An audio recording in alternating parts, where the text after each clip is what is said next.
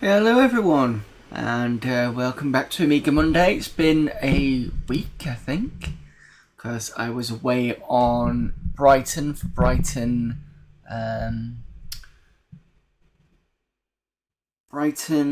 Develop Brighton, that was it. I already said what went on Saturday. If you want me to reiterate, it's fine, I can do that today. But other than that, I'm just going to say I got more game coding done, which is what I wanted to do. And I got to see a few people. Stood next to John Hare when I was getting a drink. I did my hero worship last year, so it wasn't that kind of, oh my god, it's John Hare thing. Because I think I drunkenly spoke to him last year.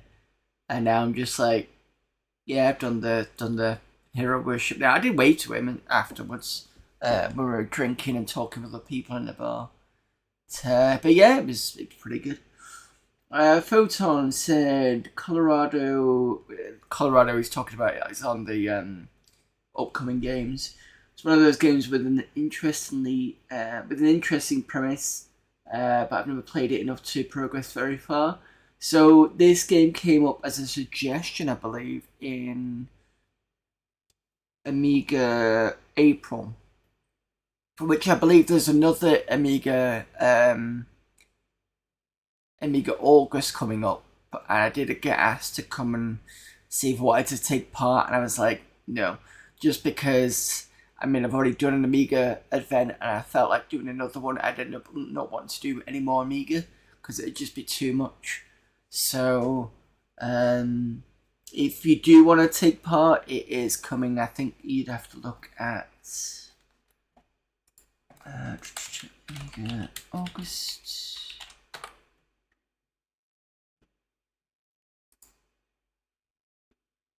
It's on Amiga Live, I believe. I think they're doing it. I'm not sure.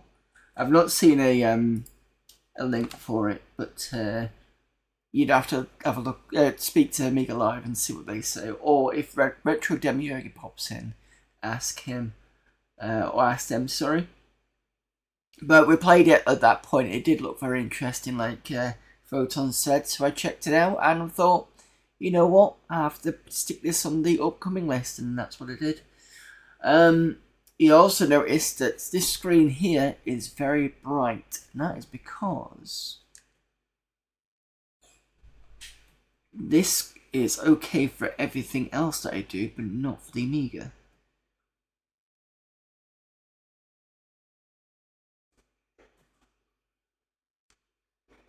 I'd say that's pretty good for the Amiga. So let me put that as a save.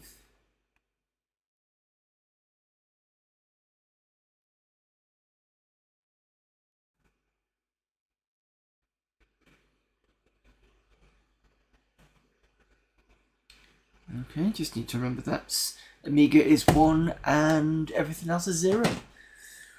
Right. So we've got Amiga CD12. I believe when we were on it last, we were on the reader section,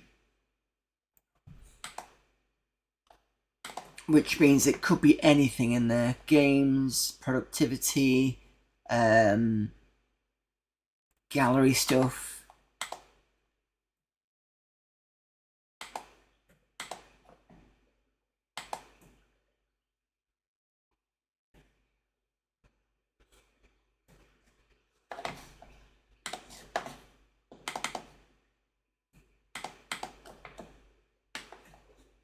Question is if I remember which folder it was up to. I vaguely remember Dan Wood with the magazine thing.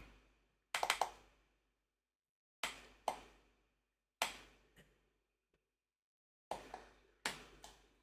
think that might be the last one we saw. It's XTR Skull Cat. What? 5 extreme racing tracks produced by David Cruikshank, is that? I I was thinking that Extreme Racing is a game.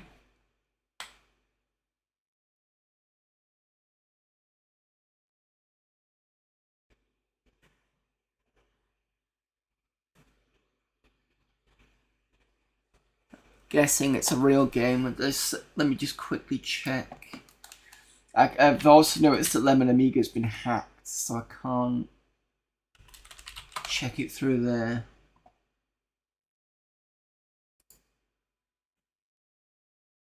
Yeah. So it's levels for this game.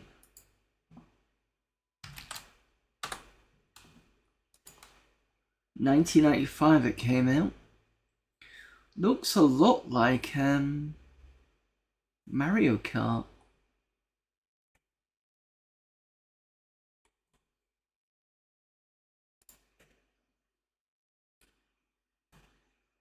Might have to see if I can take a look at that at some point.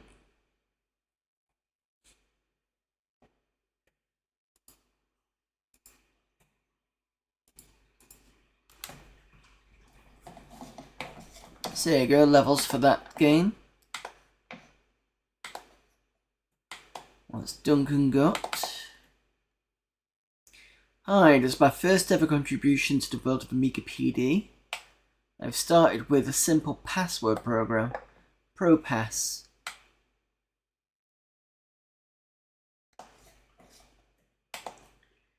This is a cheesy program written on Blitz Basic 2 by a 12-year-old, and I aren't even spotty. It started off when my mates got into my computer deleted some files. I did Blitz as soon as version 2.1 was released, and then the same night programmed a simple password program that even my goldfish could probably get through. That night, Blitz Pass was born. We've got history, easy, no way through, little circles in a window. Had a simple sysinfo program. ProPass was born after Blitz Pass came redundant. I programmed it tonight actually. 24th of the 1st, 97. For all the sad gits we're still reading. ProPass has a nice background and works on all Amigas.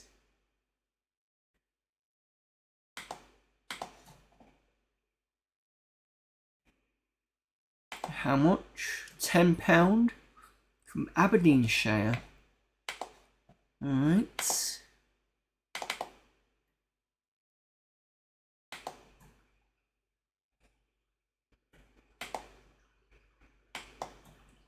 Need to have a library installed. Fair enough. What's Fermi got? It's another fourth over 100 meg of my work. This time I was more oriented on the 3D animations made by Cinema 42, given to us by AF. That's a bigger format on CD8. Oh, okay. I might have to have a look at that then. Most of the animations are ray traced and rendered on Hame AGA 320 by 256. Then converted to Anim 7 with main actor, AC cover disc, mainly video theme. If you haven't seen my work before, please check CD7, CD9, and this one. Recommend using AGA and 030 accelerated with some fast memory for some smooth, high quality playback. Some thanks there.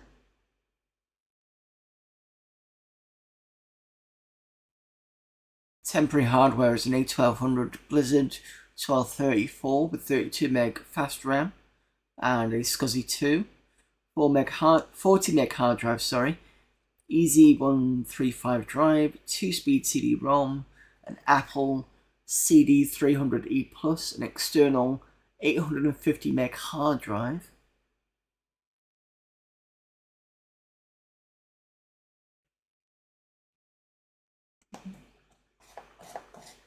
Alright, let's see if we can actually load these.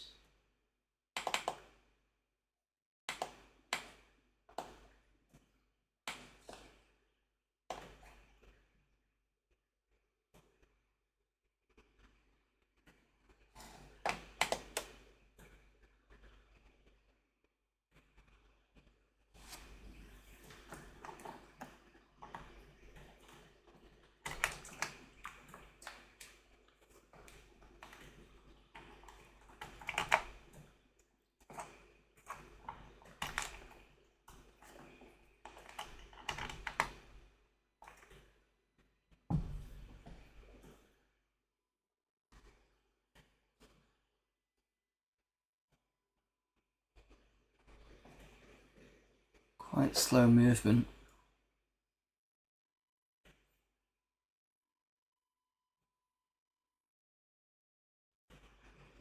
I'm assuming this would have been a lot slower on a stock 1200.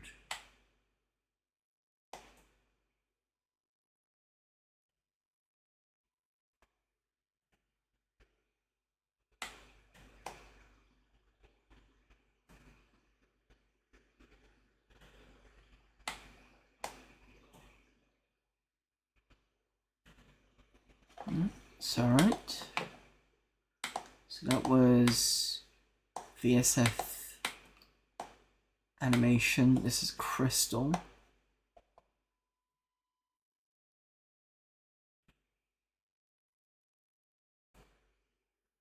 Bit of a bigger screen. A bit faster, but I don't think there's a lot there in terms of... It's a nice effect there. I wonder if it's made to load into RAM to play it back at proper speed. I don't know. Because that was a bit quicker. Could be this one's a bit bigger.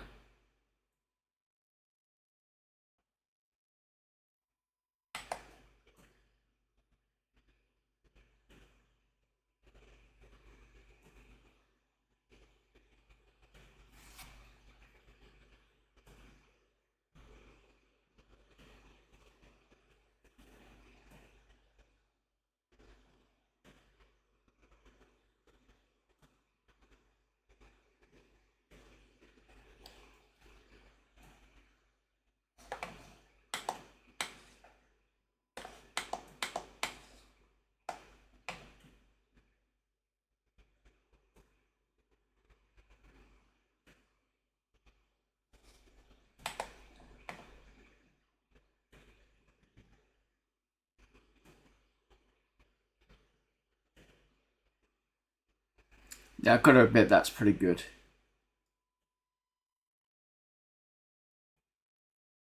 The globe is a bit shiny. It's still pretty good.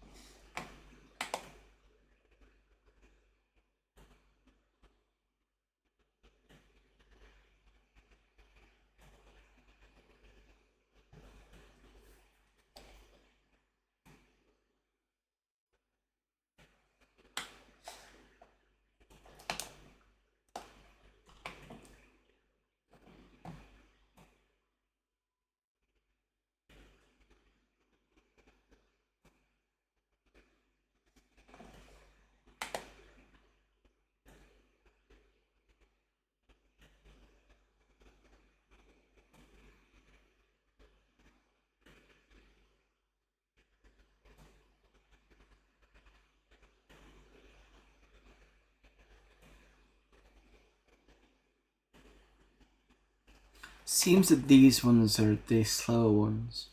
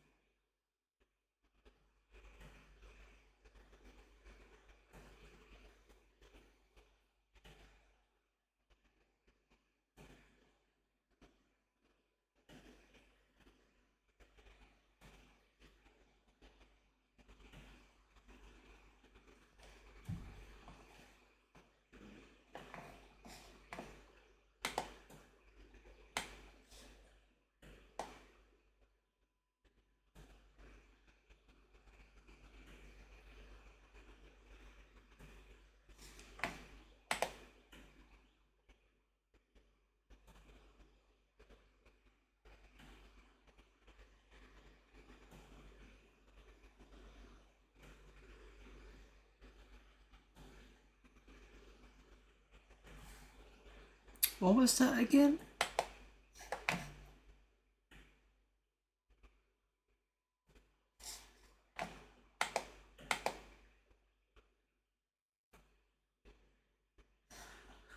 It looks like these are sort of going into the...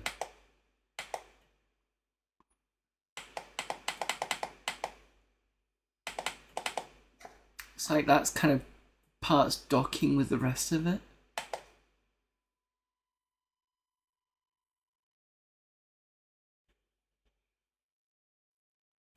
Yeah.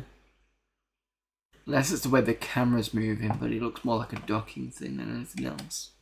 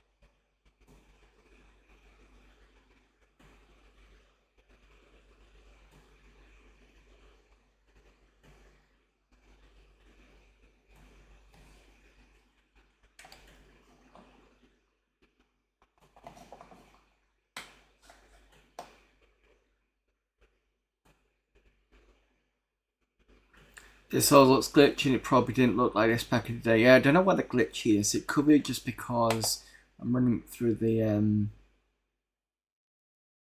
OSSC, which has had an update recently. Might rely on some FPU settings today, maybe copying some RAM HDD first. I'll have a go. Because this is running off CD, well, it's running off a CD emulation. It's a CD image, so technically it's off the hard drive. See if it'll...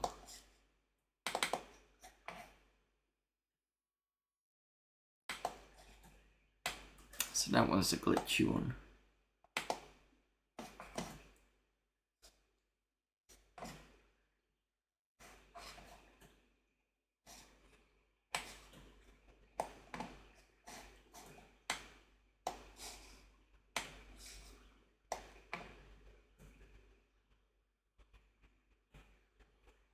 No, I know just about as much, or probably less than you actually, to be fair, Photon.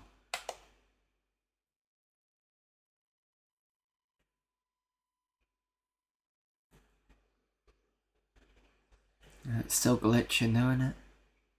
And that's running off RAM.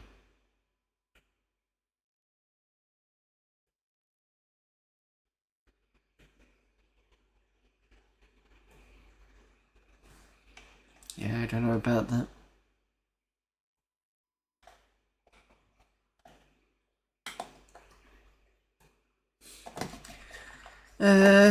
Let's do the UFO test. Let's have a look at that one. I mean, a lot of these are fairly similar.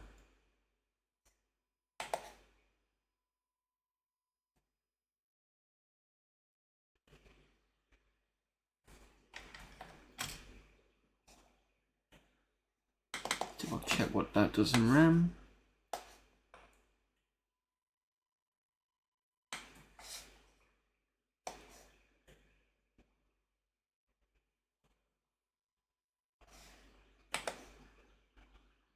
Yeah, just as glitchy. And this is going off RGB as well. So I've got an RGB to SCART converter. No props there, Photon. Right, let's move on to being back stickers. There was some good stuff in there, but it was all pretty samey. Well, we got Beatmaster. This could be interesting. As a guitar player, I always like to play along to a metronome, but I found clicking boring, not to mention annoying, and I thought I'd get a drum machine that would play a beat that I could practice to. But after going through magazines, it seemed that most drum machines were expensive. So I decided that I'd make a program that played much of the predefined beats in a continuous loop that I could practice to. And here it is. I've decided to release it to the unfortunate public. Unfortunately, you can't program your own beats or sequence them, but you can play along to some of mine. This program is useful, therefore, to people who can't be bothered to program their own beats. Included are some basic rock beats and a few more. It's not really a beat master, I suppose, but then a couple of beats thing didn't sound as good. The beats were done in Optimed, what else, and converted to AMOS format, so you can't edit them. The programming was done in AMOS Pro, and compiled graphics were done in Deep8 The icon is from an old cover disc I dug up. I would like flashy interface that opened up on a window on Workbench, but unfortunately I can't program that well. My instructions, may apologise in advance for the patronising nature of this section, thank you. Well, you probably worked it out, but clicking on the play button, wait for it, plays the current. Stop button stops the beat. Quit button quits the program. I wouldn't have guessed. And a new beat button lets you select a new beat. To select a new beat, click on a square next to the beat name. To alter the tempo or volume, click on the up and down arrows. Blah blah blah. Okay. Best way to use the program is to mix it with your guitar or other instrument. If you have a second mic input on your amp, and connect a lead from the two audio outs in Amiga to your amp, or if you have a monitor with a line out, use that instead. Otherwise, you'll have to turn up your TV loud. Okay.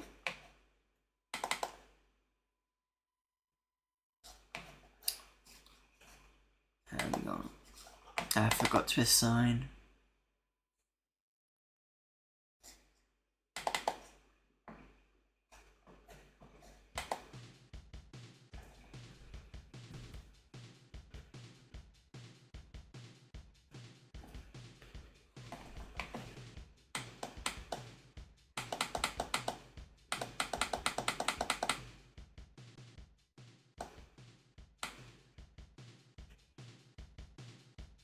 Alright, it goes up to 60 or 64. Tempo. There we go. But that only goes up to 60. Oh, it goes past 63.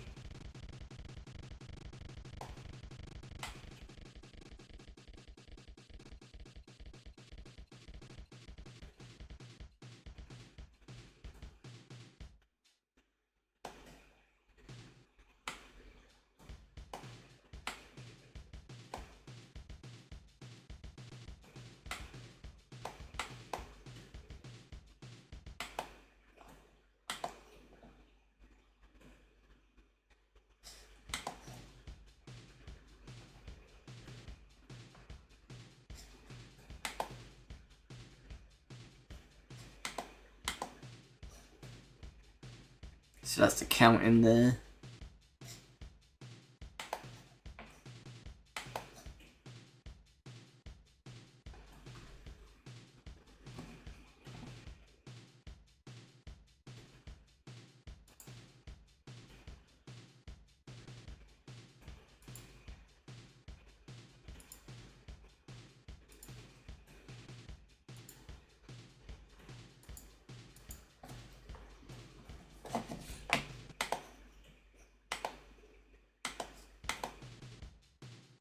These all seem like the same beat. Oh, just a little bit different.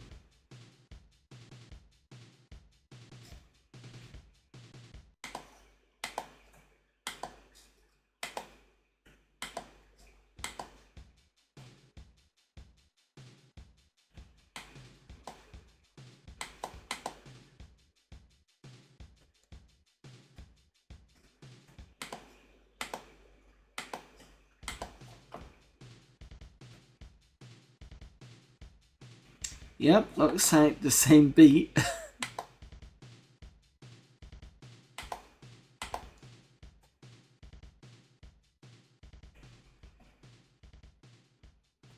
The fade works.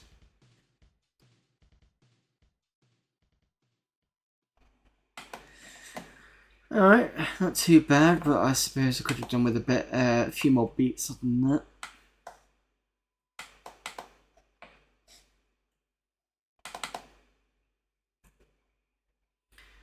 Alright, because Nut has given some of the files for his program names with the spaces, and there's a good chance that the program won't work with a CD. So to ensure that your program works, make sure you never use spaces, hash, question mark, or other non-alphanumeric characters in your file names, with the exception of dash, underscore, and dot. However, all is not lost. Depending on your CD file system, you might just be able to get Nut's game to run. Also, if not, you can extract DMS files of Nut's game that are also included in this directory. You'll need 3 floppy disks to do this.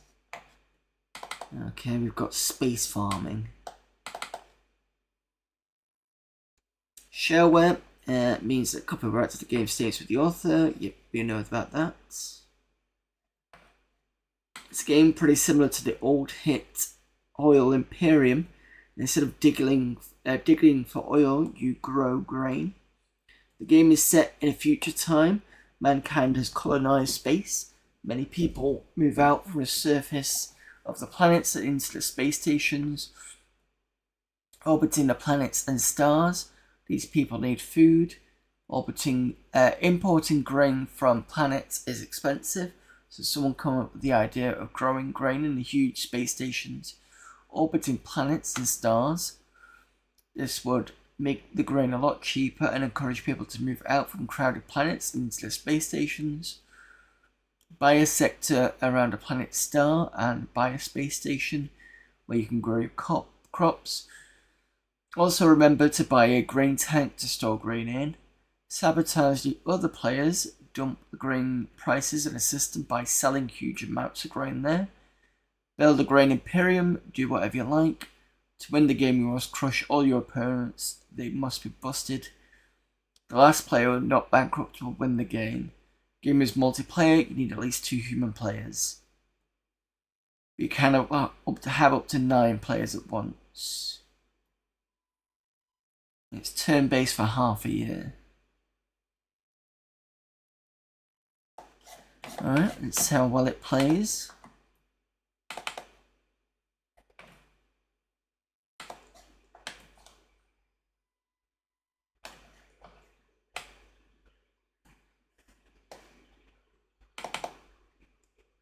Unable to open your tool, space fine.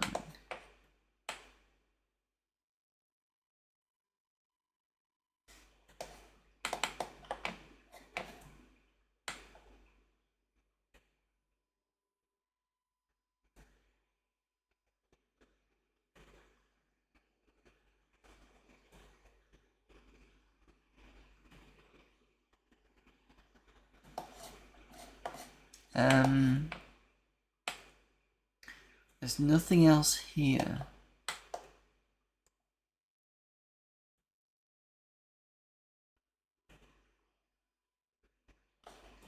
Let's look at it loaded by clay.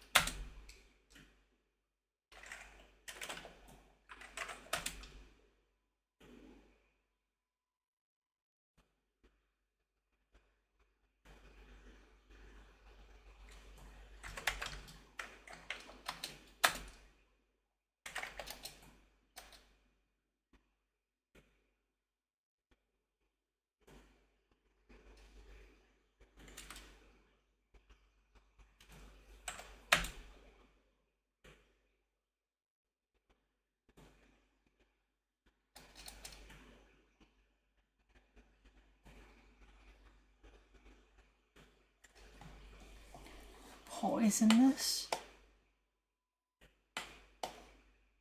How is that not a...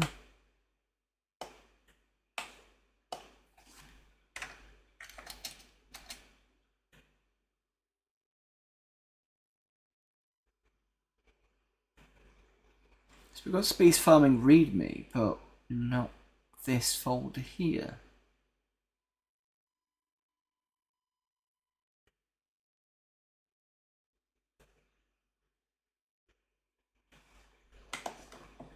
Seem to be a lot more files in here than it's actually showing me.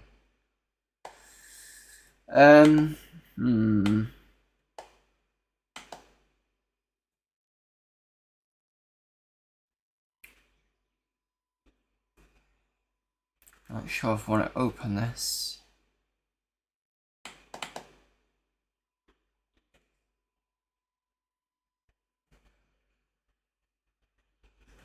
Alright, moving on. Maths.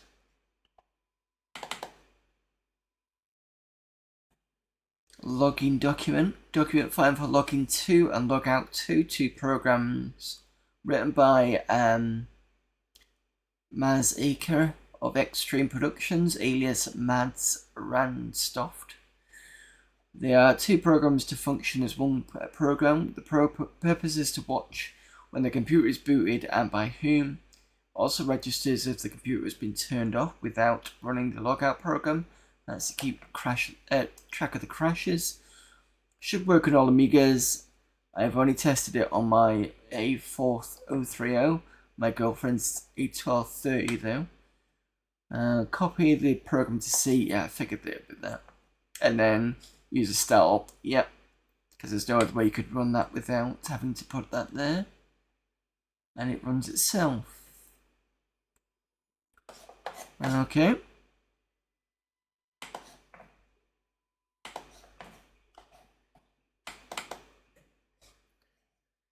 What's Manalice got?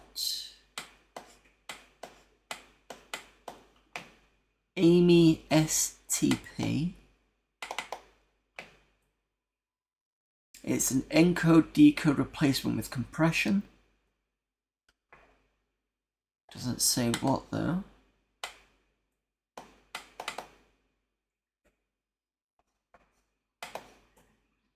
Over the last few years, information is transferred via electronic computer networks. Data such as text, lists, and even files are posted between users all over the world.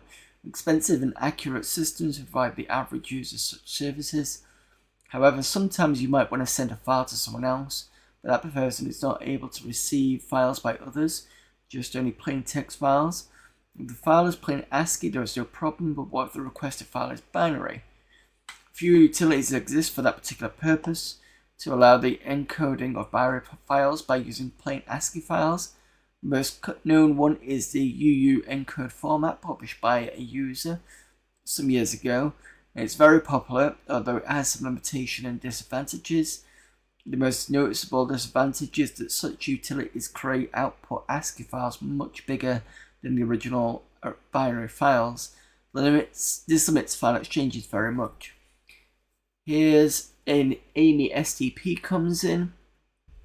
It's an alternative binary to ASCII encoder, which by using special compression algorithms can create output ASCII files with similar sizes to the original binary ones.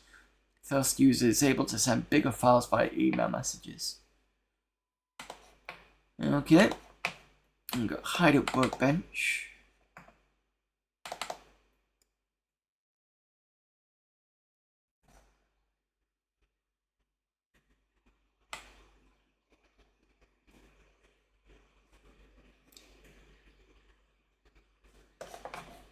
Not sure what this is.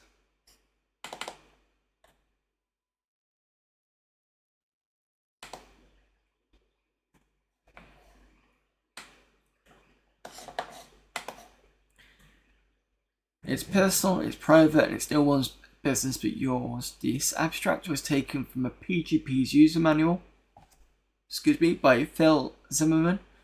It describes the main reason for using cryptography system. That's it. Privacy. How many times did you ever wish that there was somehow a way to pass some information to someone without risk of someone stealing it? Fear no more. Hide It is here. Hide It is a new cryptographic program specially designed for the Amiga. This means that it provides the safety of equivalent cryptography systems such as PGP, but is used in an intuitive and smart user interface. Hide shares the same encryption algorithm as PGP from Phil Zimmerman does, that is the RSA algorithm. However, Hide provides you with more security via another algorithm, a DES, which is used on top of RSA. Special care was taken to ensure that the program is Amiga native by providing the user with a powerful GUI. This user can encrypt or decrypt files with a few mouse clicks. Never cryptography was so easy to use. Also, the program provides comprehensive online help facility, which makes the program even easier to use, especially for starters. See, this type of stuff is interesting because I'd only ever heard of cryptography for computer and encoding probably around 2008, so I didn't think it was a thing for the Amiga, and seeing stuff like this is actually quite interesting to see how long people have been talking about cryptographic programs for safety. This is what, 96, 97, something like that. So the fact that we're doing it back then is quite interesting. Compression for LHZ and MathFX.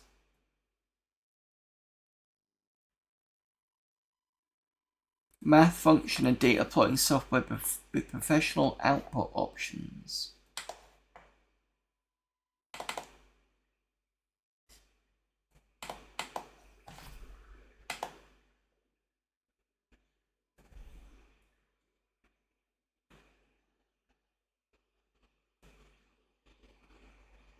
I guess it's one. Ooh, that's good.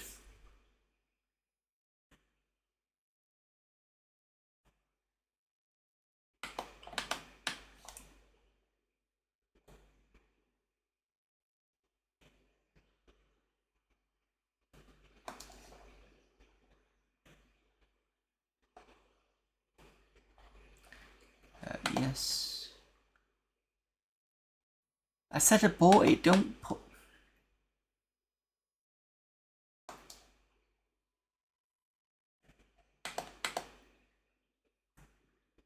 Okay, this is not good.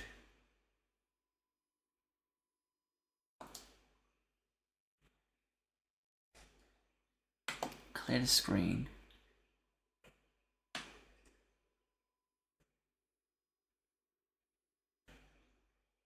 Close screen.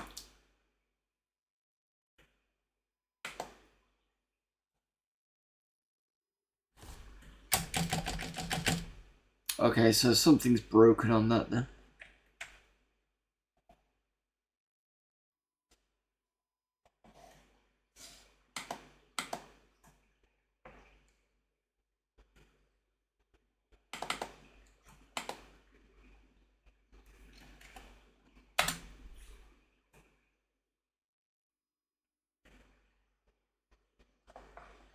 That's a log, I think.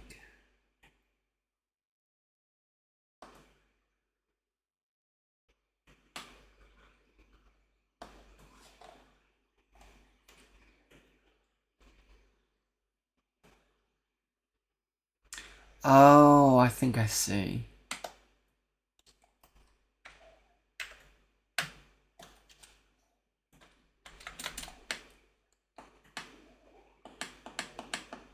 Right, so you were meant to go enter all the way through. I see now. Luckily, I know the way to get out of that.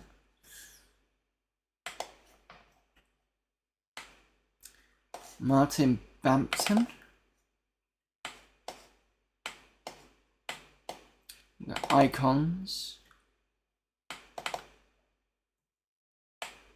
Blobs, snooker, alien breed.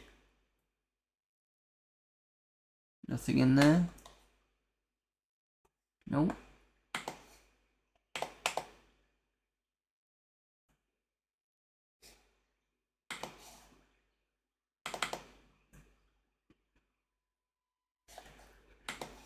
I'm assuming those images didn't work, apart from that one.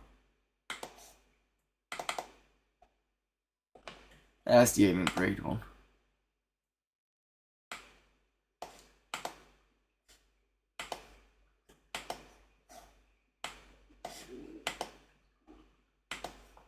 Those are okay.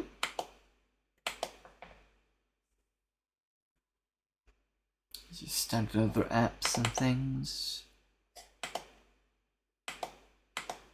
Yep.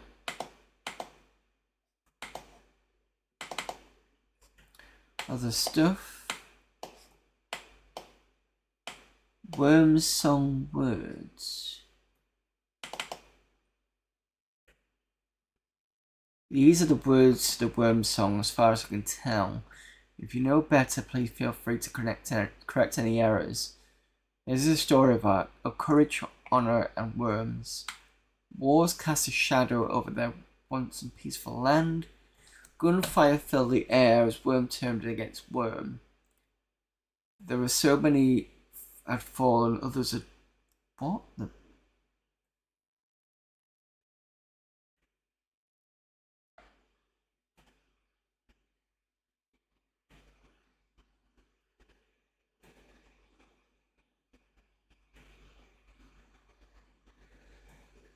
Oh! Worms Team 97, 1996. So they actually had a song for the Worms. I need to check this.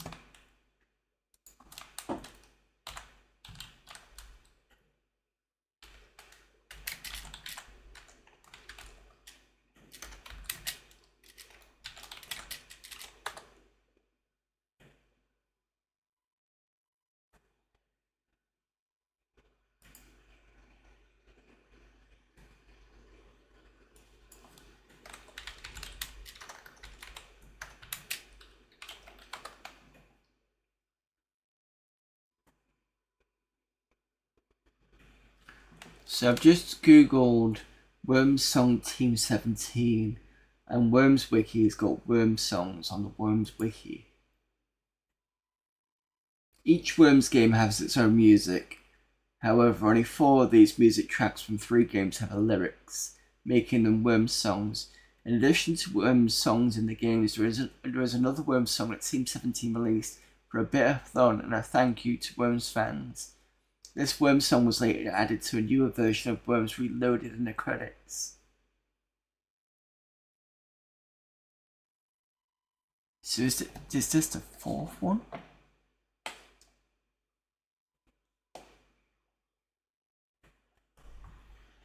I'll put this in chat so you can see what I'm looking at.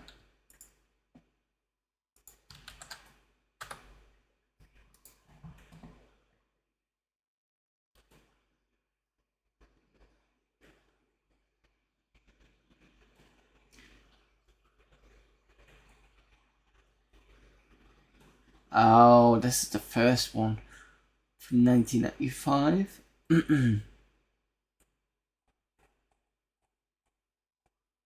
There's another one in 1999.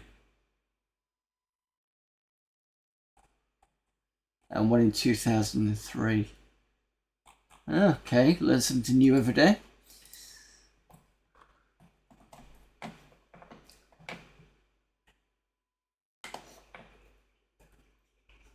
I've got a Gold Star CD readme, but I'm not going to look at that because it looks not great. Reader Warrant, Richard Munn. Thought Liberator, Deflect, Pick the Text and Black Backdrops. A Thought for the Day, 96, Richard Munn. Fortune cookie programs currently seem to be all the rage.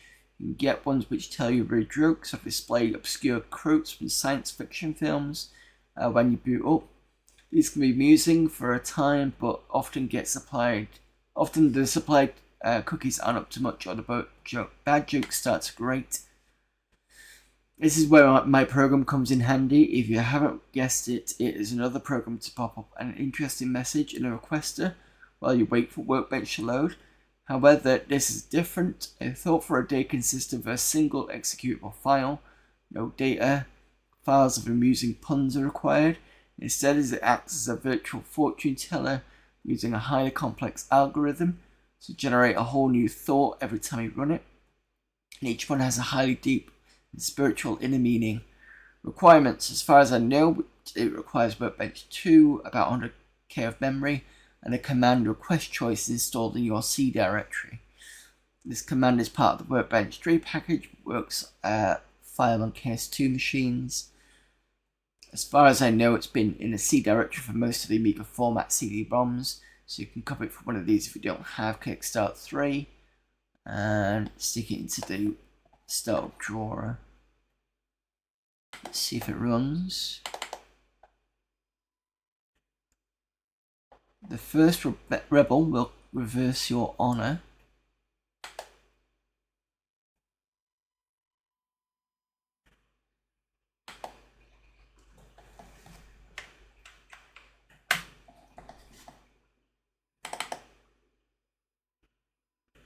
Whose heir cannot hope to lose each and every confusion.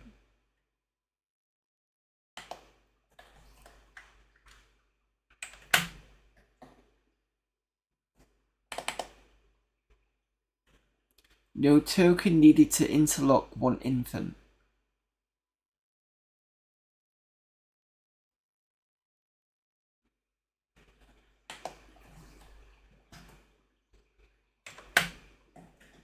And the last thought of the day. The first father shall destroy his son. Nice.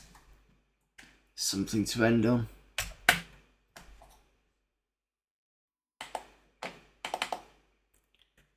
Liberator, please tell me this is a game. Simple hack for use with the game Liberation to save your robots from running out of power. Firstly, load Liberation from Workbench, wait till you get into the game. You're looking at State Records Office in the first mission. Press left Amiga and M to flip back to the Workbench screen, which is what I've been doing. And double click on the Liberator icon. Oh, so basically it's like a hack thing. Alright. Deflect.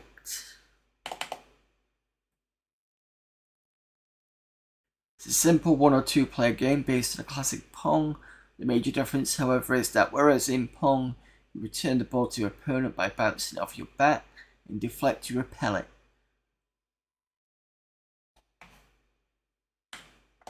Got the mouse plugged in.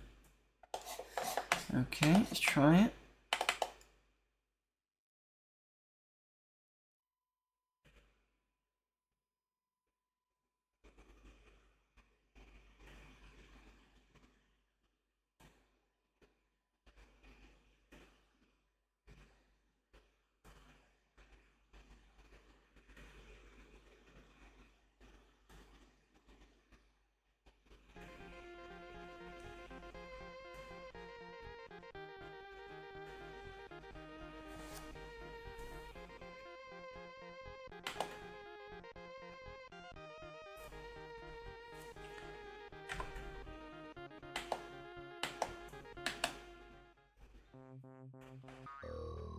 What the?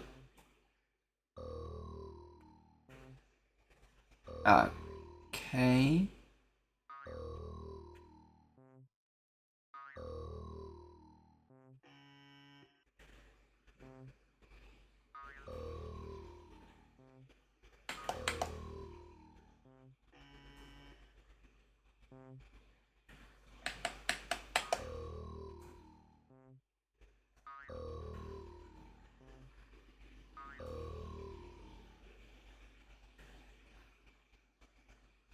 Maybe I should have read the instructions.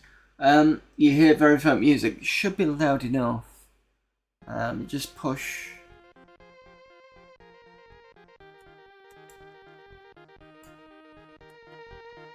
A bit louder for you.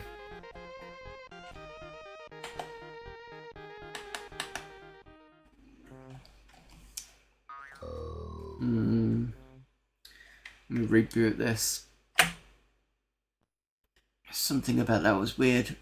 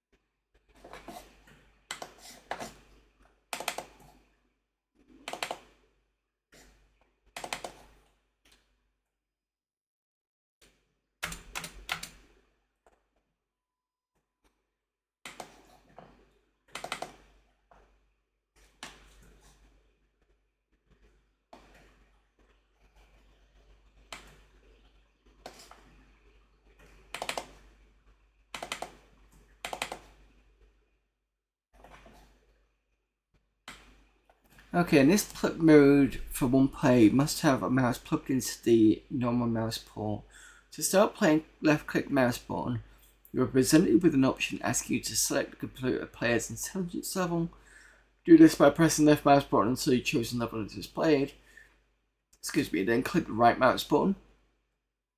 Once the game is started, you will see a white line down the center of the screen, a square ball in the middle, and 2 bats to the left and right of the screen. At the bottom of each player's lives. To score a point, you must, as in the original Pong, make the ball go off the screen onto your opponent's side.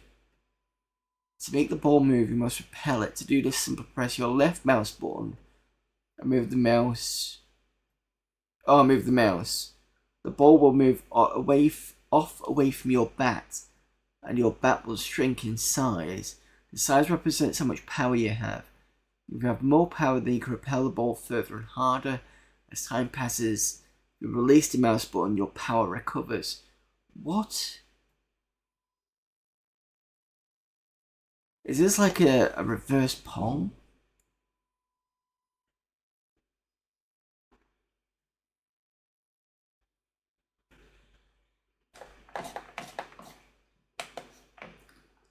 I'm not quite sure I understand that.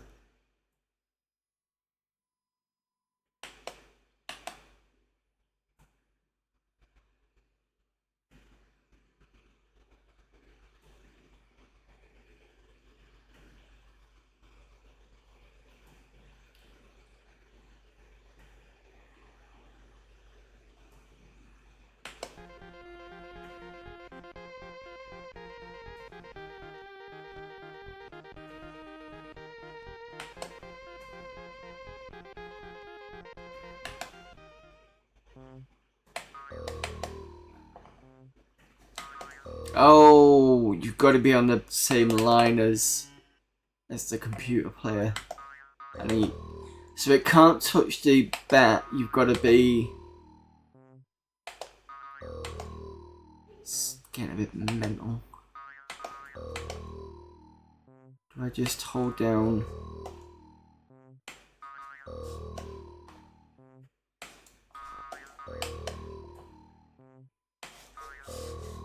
Got you. Finally. This is nuts. So it's almost like you've got to press. In order to deflect, you've got to kind of push it away. But as the ball's coming this way, you can't be here. You've got to be down there. If you get what I mean.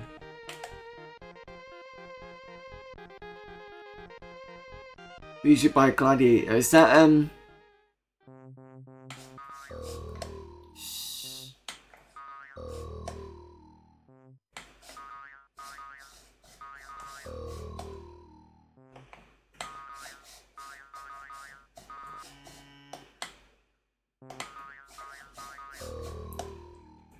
is that a music group or demo group perhaps?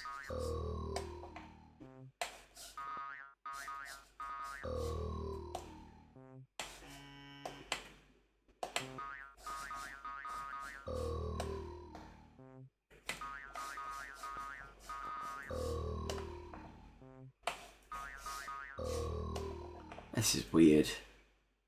I get it, but it's weird.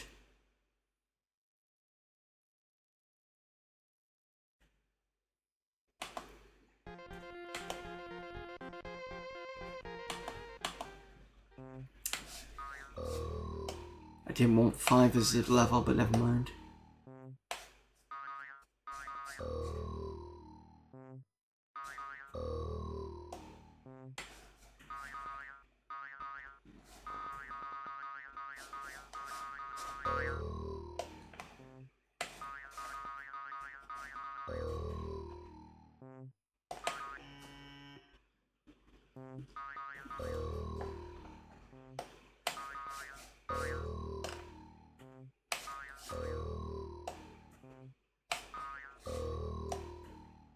Not very good at reaction times in this.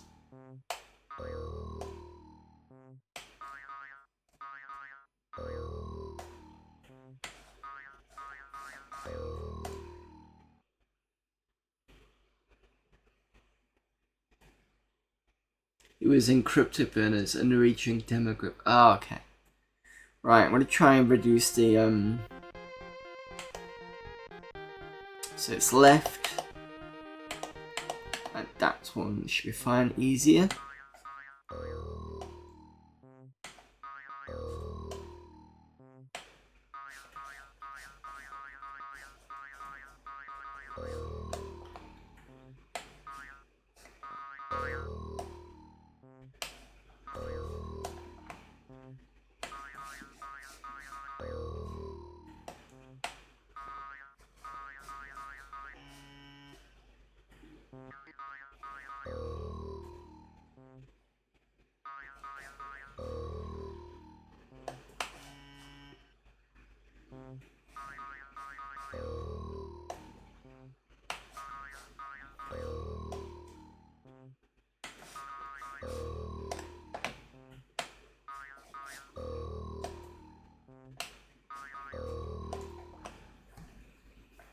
Nice game, but I'm not very good at it.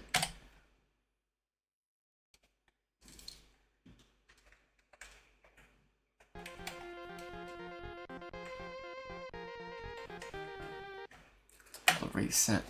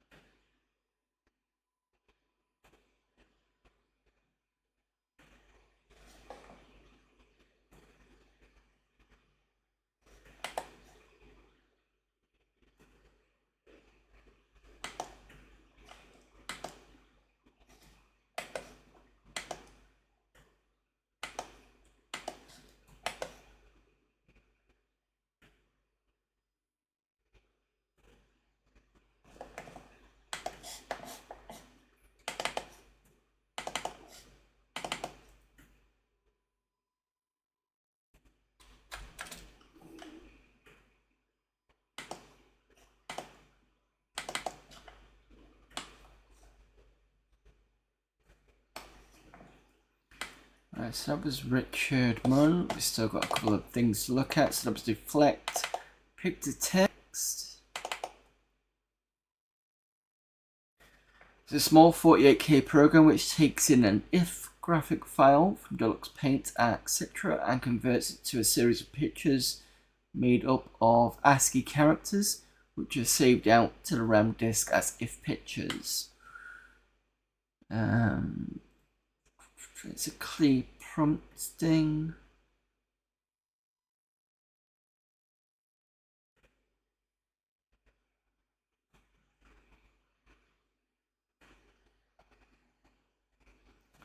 Examples drawer contains a selection of images for use with pic-to-text. Each picture's file name is made up of a description of a picture and an indication of how many pages the final image would take up.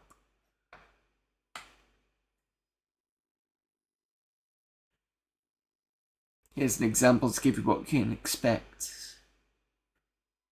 Oh, it's created in Amos Pro, compiled with Amos Compiler on an Amiga 500 Plus with 2 meg of RAM and 2 disk drives.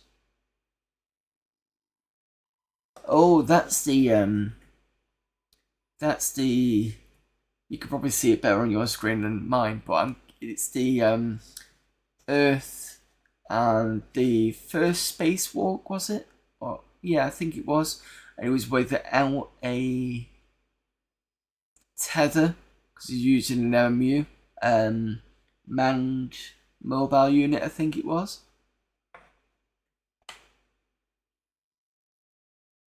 To see the picture, stand a distance away from the monitor, and if the image is not yet clear, half shut your eyes and squint at the square.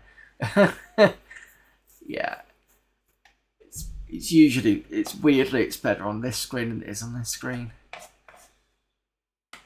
It could be just because the screen's a bit like this and a bit further away, but you know. What we got? Yeah, it's that image.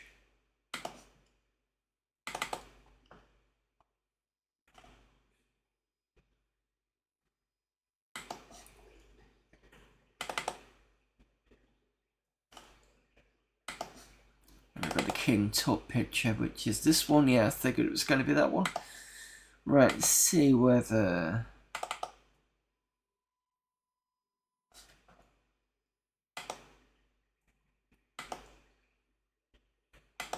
see what that looks like.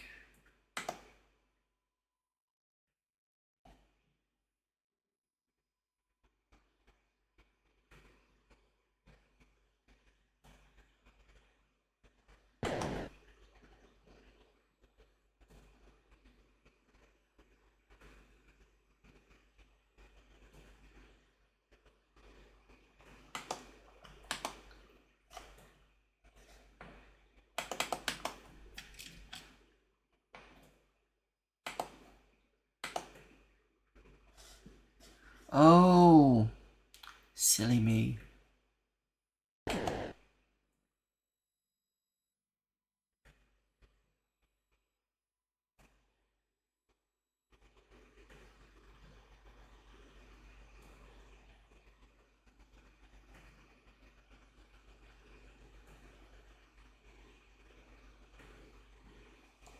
So they're all four images, weren't they? I see. Okay.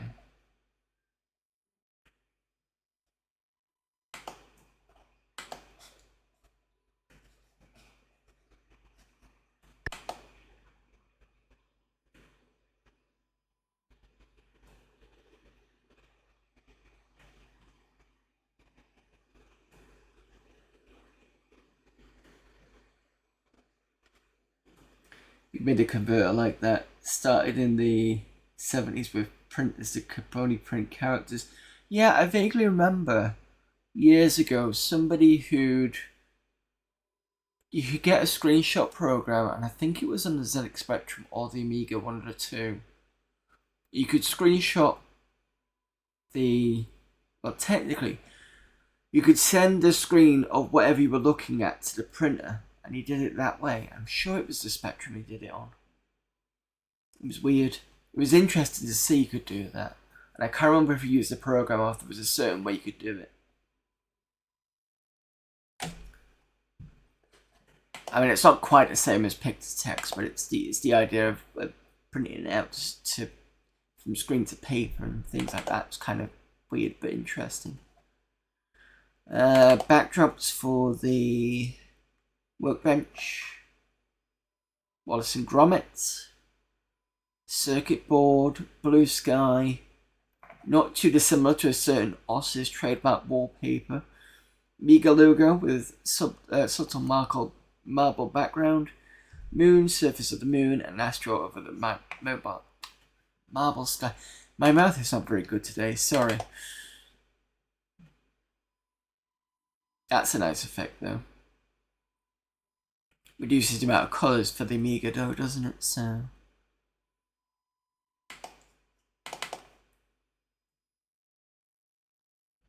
that's nice.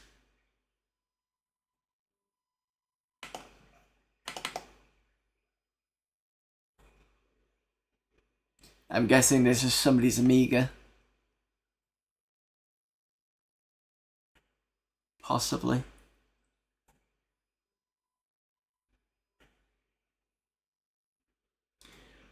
Something with the composite by the looks of things. So there's a RF on the far left. There's definitely a left and right in the middle, top. And I'm sure there's a yellow composite next to the RF box to the top left.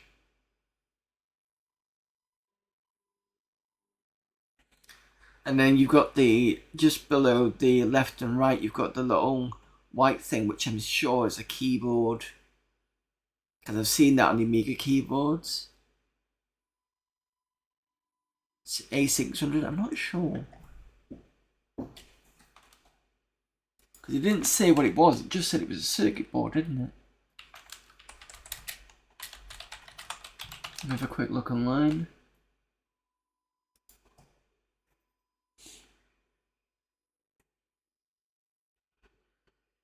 Yeah, you might be right, because the bottom left, you can just about see the PCMCIA slot. Now, I know that's also in the 1200.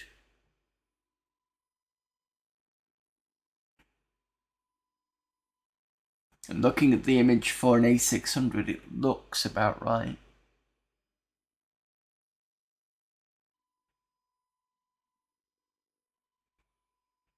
But according to the A600,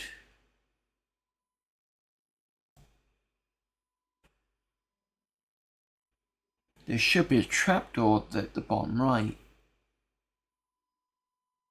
But it all looks connected. That's the only issue there. And that looks like a full PCNCIA slot. So unless somebody's doctored the image a little bit. Because in comparison,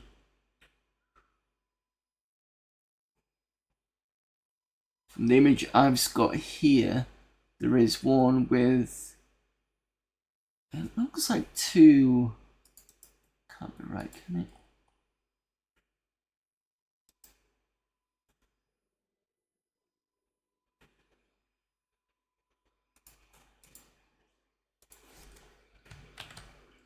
Stick this in chat.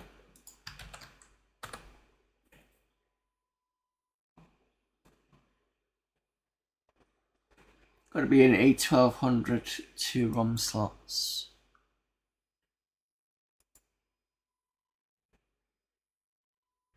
And no, it's not scrolling. I can't move it. It's only because it's a backdrop, so it'll only stay as a certain size.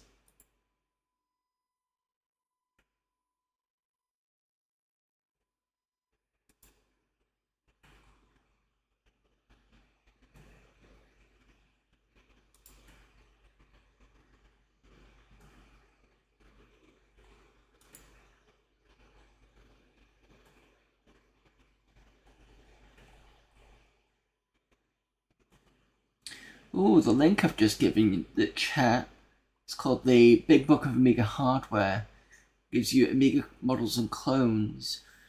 And as I scroll down to have a look at the A1200, I've seen Scala Info Channel Player, Scala Workstation 500, a Pause 1200, don't know what that was, Wonder TV A6000, CD TV 2, Amiga Ranger,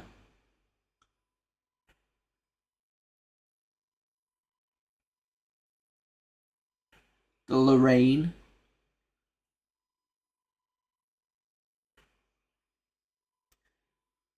the Connect top right looks cut off.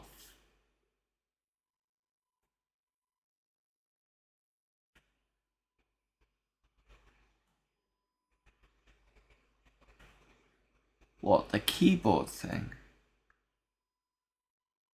Oh, you mean the very, very top, next to the right of the audio?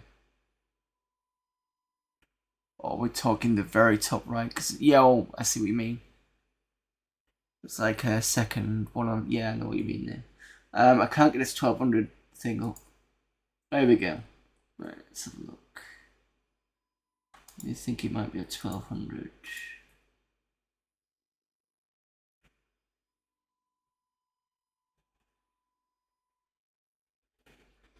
Well, the keyboard bit starts halfway across the left audio, that's correct. There's a chip right, yeah, you could be right actually. There's three of those. Yeah, it looks like a 1200. Yeah, I think you're right, Photon. That's a 1200 image.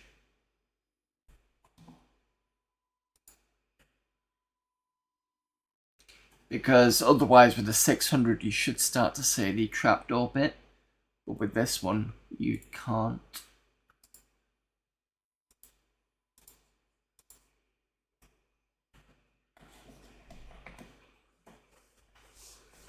Right, okay, moving on. And give another 5 seconds to leave this on, because I know you're 5 seconds behind.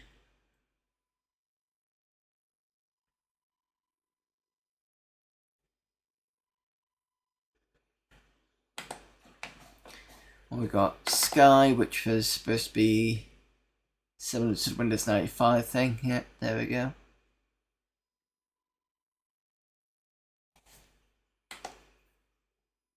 got moon.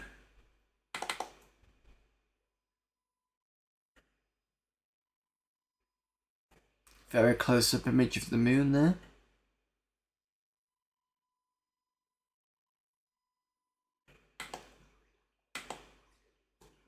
Amiga logo. That looks nice. The marbling effect looks really nice against it, but I'm pretty sure I've seen something like that before. But yeah, it's quite nice.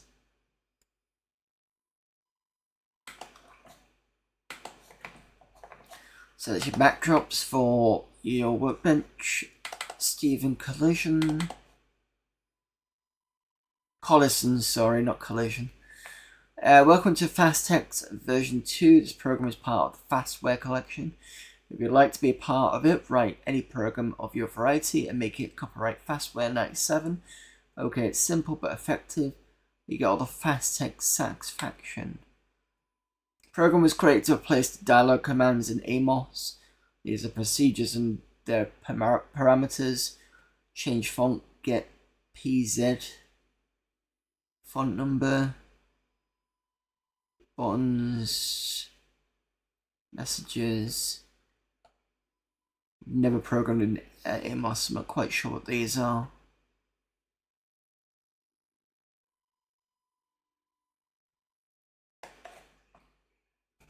How did it start? Well, one day I got really fed up of writing text, this, text, that, x this, x equals y equals that. It was so annoying. I decided to learn how to use the dialer commands. I can't be bothered. I just wrote with fast text. Oh well, that's it for me. See ya. Okay, fair enough. Fine. Tim Rutland.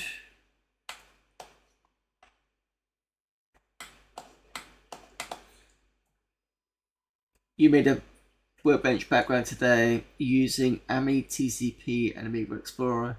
FTP mount crashes when downloading there. If in doubt, oh, it's already plugged in. Get yourself a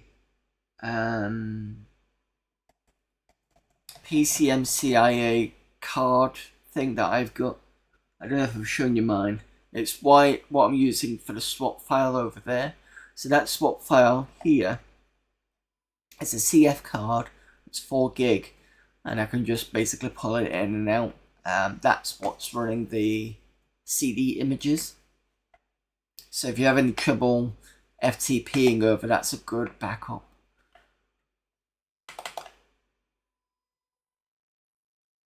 Menu system for use with AFCD9.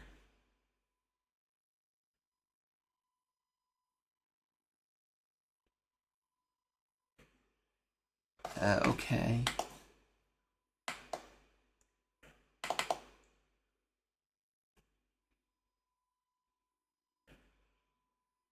I thought you might like to see how to connect your Amiga to a PC power supply.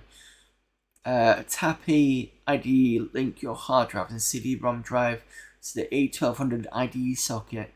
These are diagrams from my AmiNet Amiga guide release. How to build an A1200 tower and still afford to live. Warning, I'm not really held responsible for any damage to you, your Amiga, your children, or your cat from incorrectly following either of these diagrams.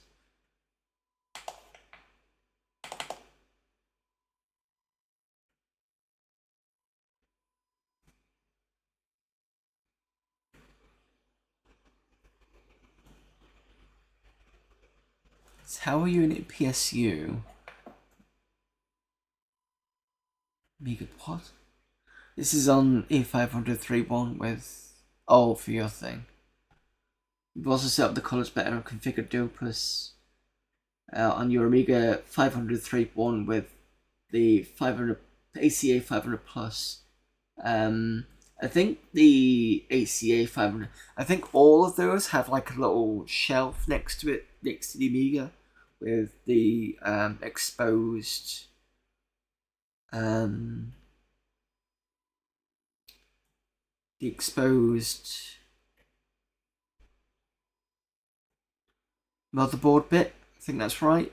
Or is it only with one of them? I'm sure that ACA also has that.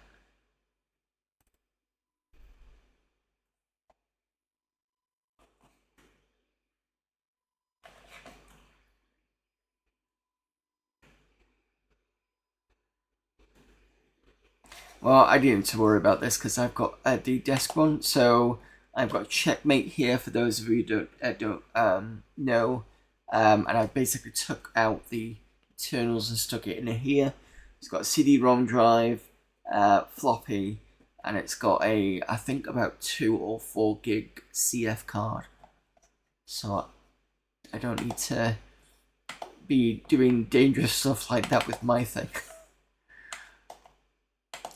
Icons, more icons, lots of more icons, and bonus drawer with Sunset JPEG.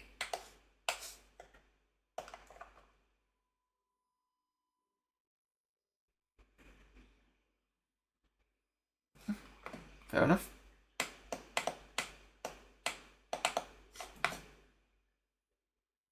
We're on 129 and we've pretty much finished the reader stuff. And the only thing to go through is the gallery. And then we can move on to today's game.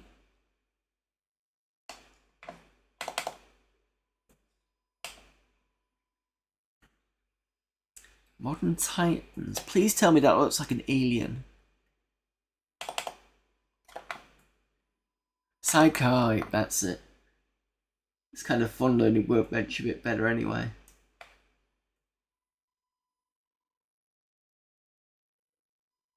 So you're on Classic 3.1 as well, you said? Yeah, because on Workbench wise, on this is 3.2, and I think it's an upgrade 3.22 or something like that. The Wedge, which is the fairly unaccelerated Amiga, it's mostly stock, but it does have a memory upgrade on a trapdoor, and I think it's a 32-bit one. So that's the only thing it's got in there. That's running Amiga OS 3.9, and the 600 is running 2.10, I think it is. So I've got a full range of, well, not full range to be fair. I've got a big range of modern to old school workbenches. The only one that I haven't got obviously is 1.2 or 1.3, but I don't have a 500, so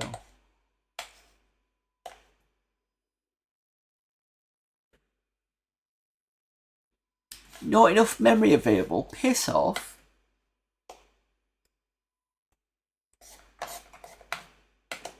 Not a chance. Not a chance. I got more than enough memory. Right. Look. More than enough memory. Fine.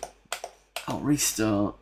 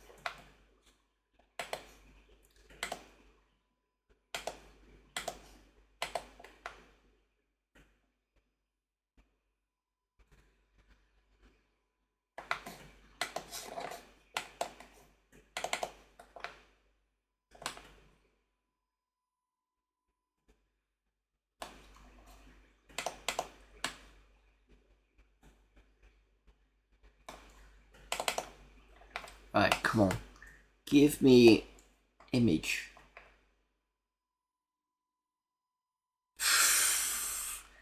Denied.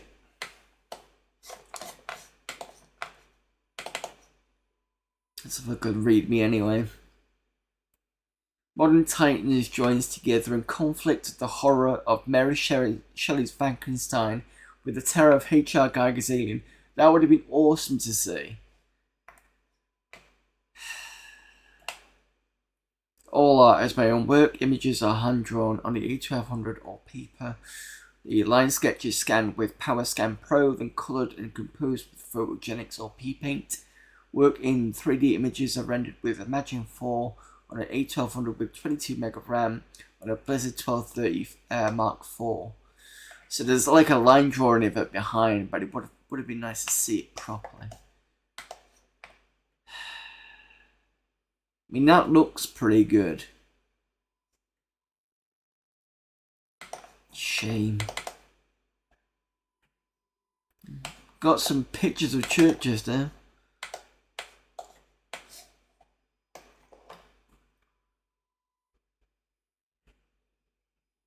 I mean, they're nice churches, but still.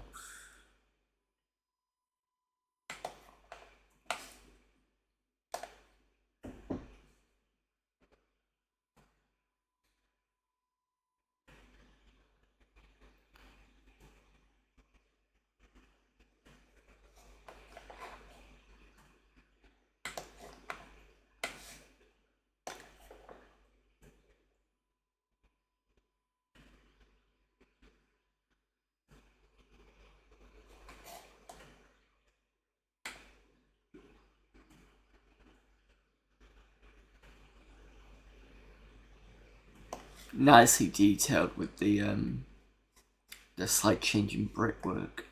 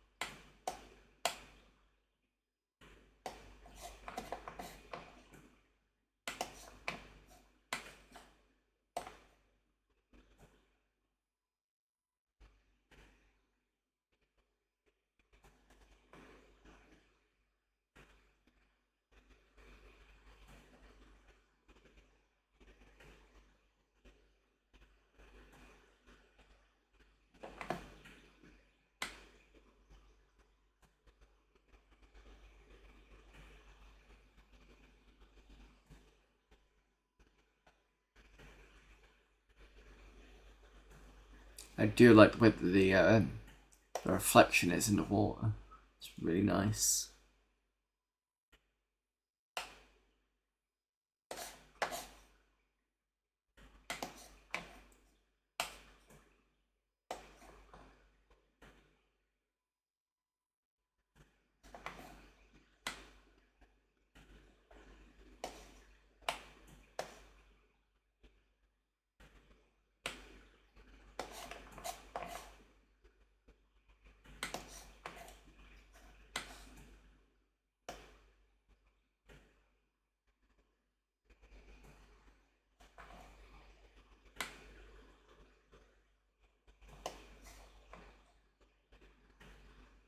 Looks like one of those Welsh houses.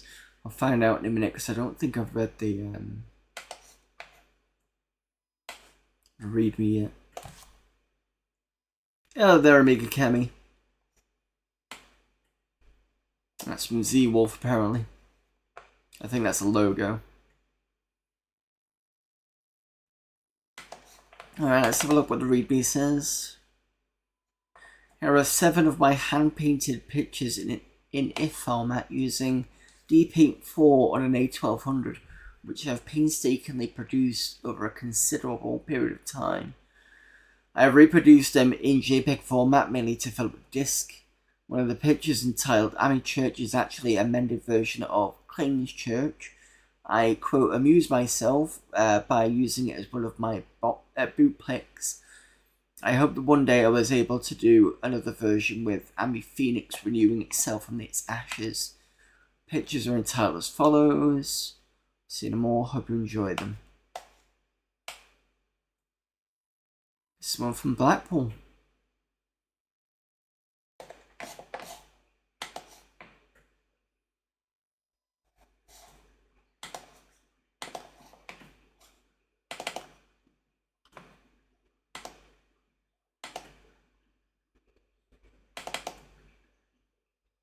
BBS advert.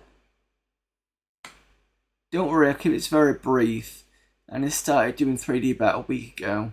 This was my very first creation. I know it's not Van Gogh, a Van Gogh maybe, but I think it's nice because it's a bit of my Amiga history.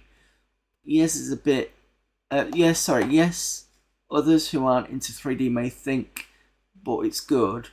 Then others who are into 3D may say, no, it's not. It's a load of codswallop. I agree with both, but check out my 3D anims on a CD to see what I can do after practice. That's all except to say, reminisce about old girlfriends. What do you mean, Yvonne Ricardo? This is a line from Red Dwarf.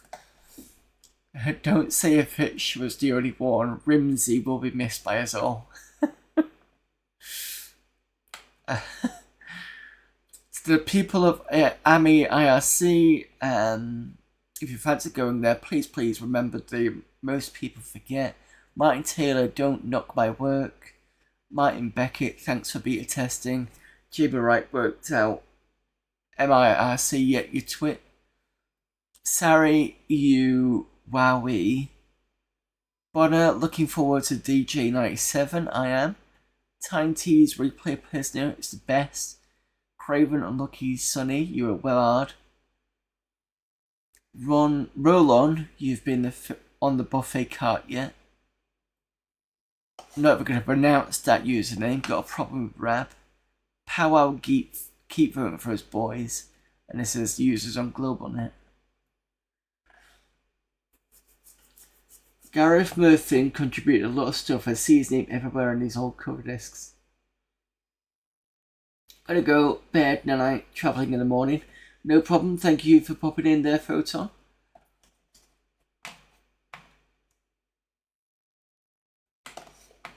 So what we've got Viking readme as well. Okay, so I'll read that in a second. Let's have a look at this one. So this is based on what we just read. The point of the point of no return, BBS. Best BBS in the Northeast.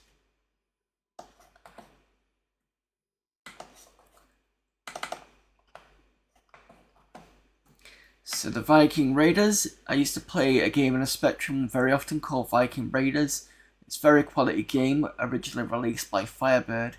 Now it's been put on the internet for all to download. I've decided I would make it so it would be a lot faster and maybe have some extras. However, all I managed to do was convert it to ARX and make it run about 3 times faster. This I thought was good enough, so I decided to re-release it, seeing as it's now freely distributable on a self-booting Amiga floppy disk. To do this, I used the skeleton of an Amiga Workbench 3.1 and basically adjusted the startup sequence so that it automatically loaded Viking Raiders. This meant I had a faster newer version of it, which was compatible with all AGA Amigas. And then I decided to do a little title screen to show everyone who actually converted and re-released this excellent war sim. The title page you see before you is the title page I created. I created it using the grab screen function on P-Paint. Then I added some cool effects and characters to make it a bit more me and also newer and funkier.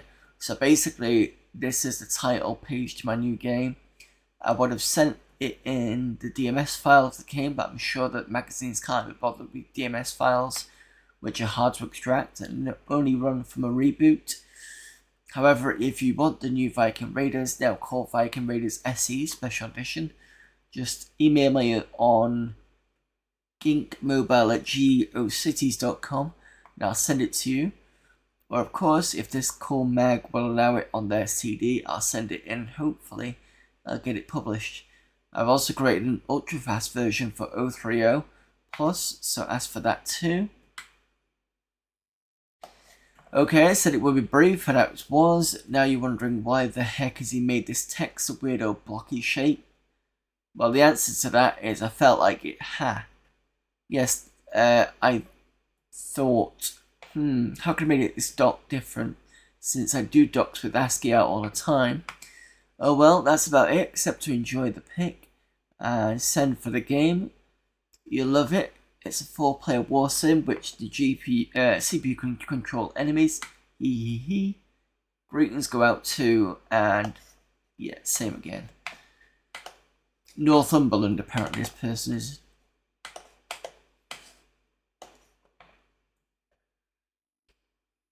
Viking Raiders SC, a quality war game with all the thrills and spills of a real thing. Battle against 3 friends or even 3 computers. It's 26th of December 96.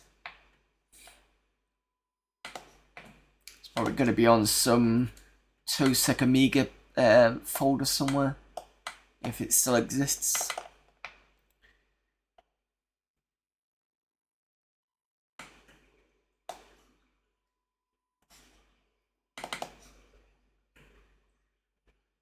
Hi, my name is Joel Nicholson, and if that seems odd, it's because I'm Swedish.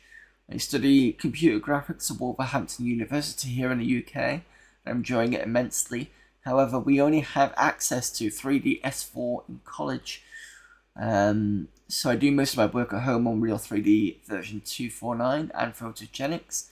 My setup is quite extensive.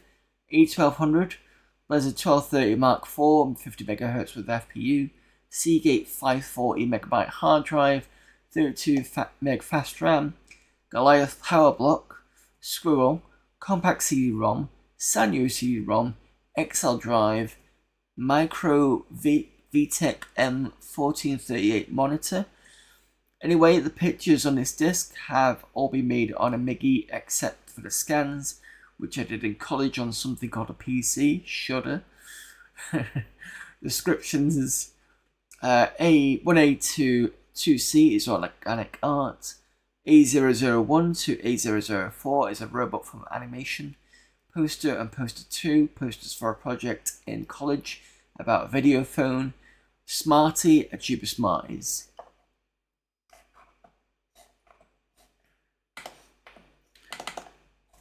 Keep forgetting it's multi.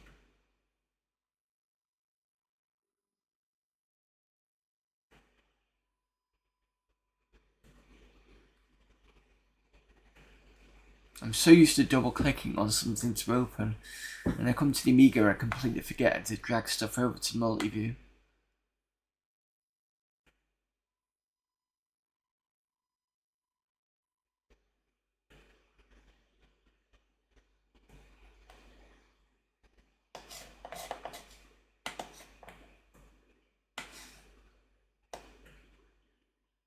I'm not looking at all the organic stuff because I think there's a lot of them.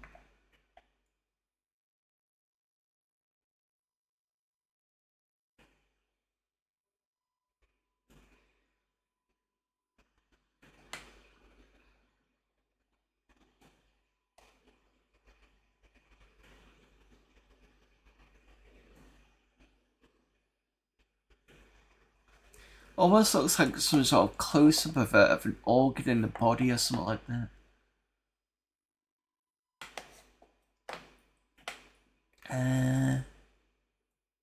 Got these robot ones.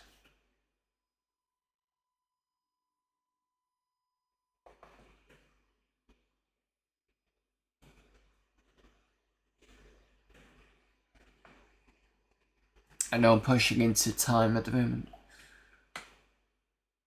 Trying to get the folder done so we can move on to the next CD next week.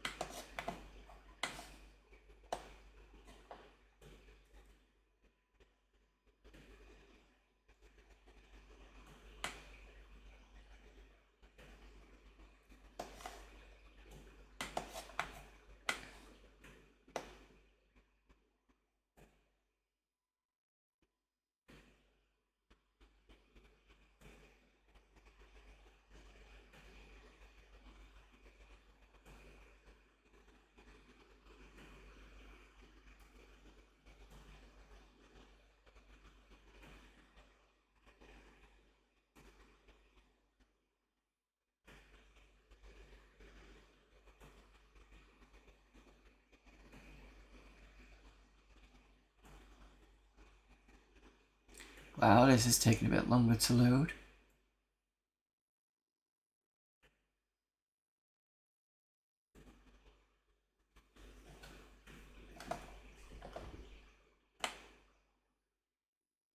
Encom Communications.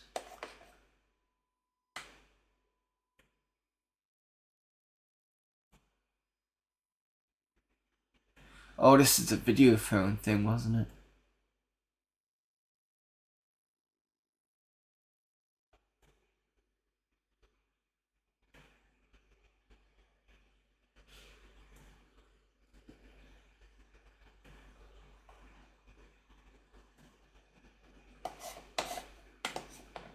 The other one is over here.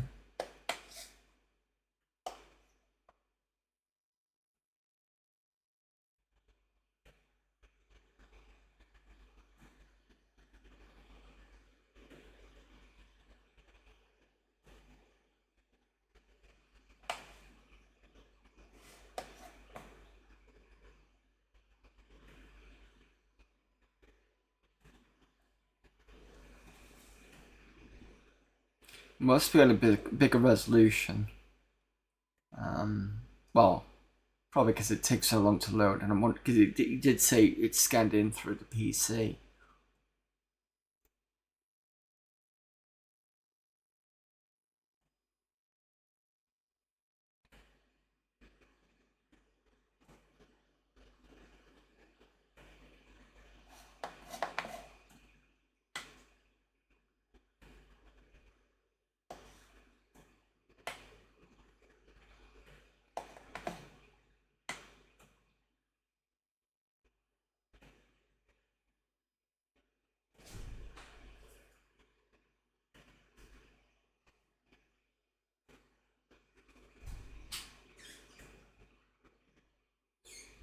Thank you for the last night. Okay. I don't know why they got the entrance bit there.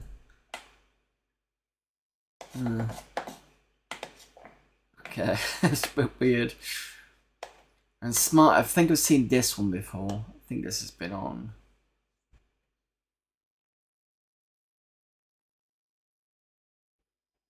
The CD previously.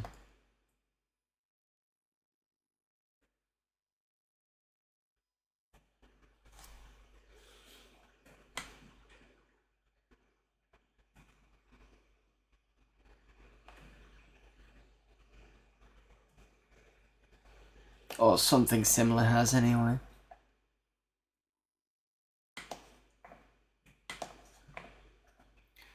Alright, there's corns. From Merseyside, St. Helens. The pictures and clip art can be used on any Amiga. Use them in desktop or machine or in a paint package. Enjoy and have fun.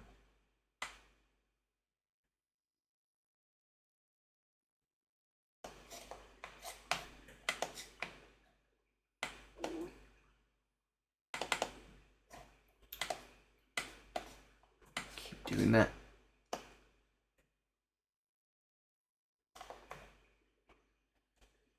This is supposed to be HMS hyphen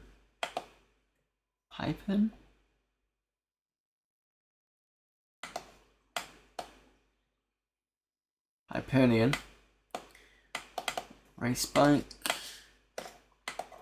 Stop double clicking it. It's like kind of almost hand drawn there.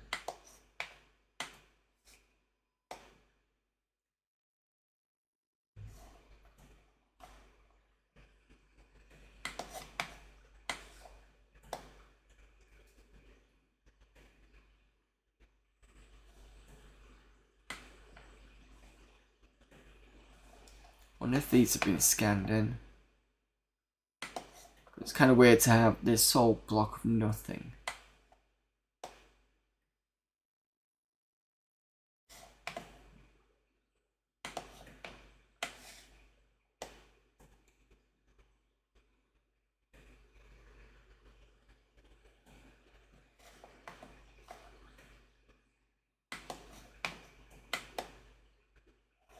different borders. I'm gonna have a look at that. I've got in pics. Soldiers and tanks again. That's the ship. Inshore squadron.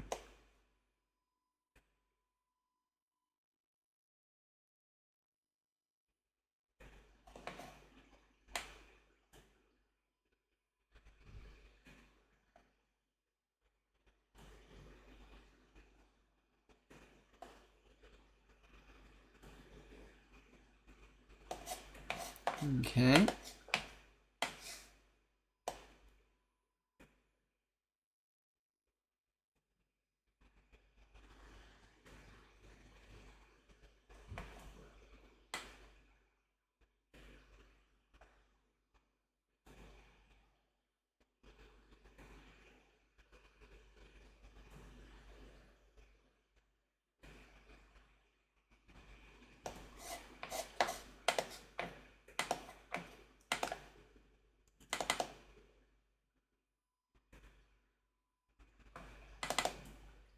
Last two folders, and then we can move on to the main game.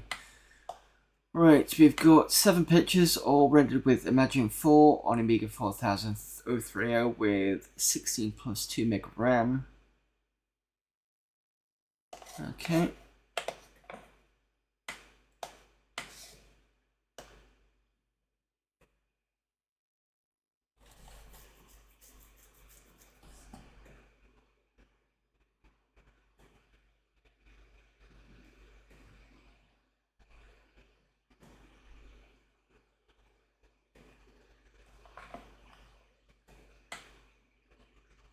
This one called By the Wall.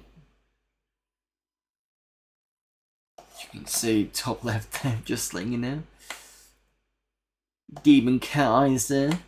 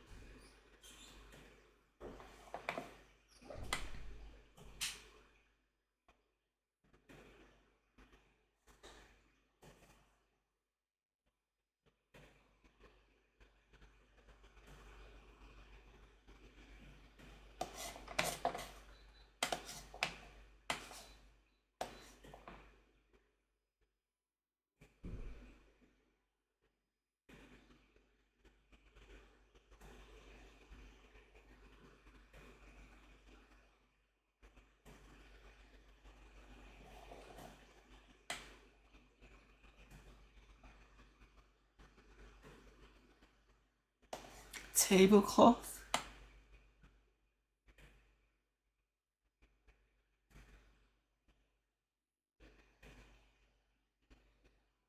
The way it kind of rocks up that way.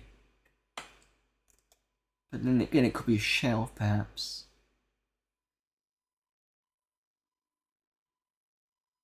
Because if there was a tablecloth, I would have expected the legs around here. I don't see any.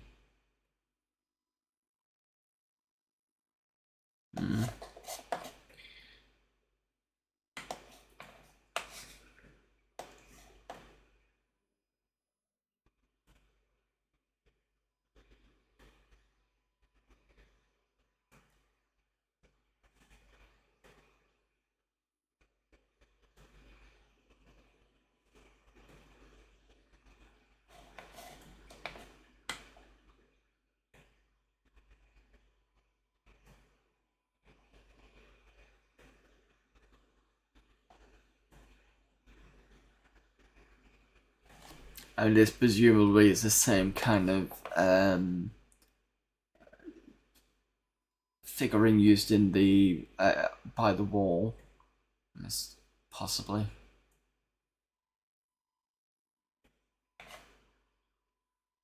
Feels like something you'd probably use in the graphic text adventure games.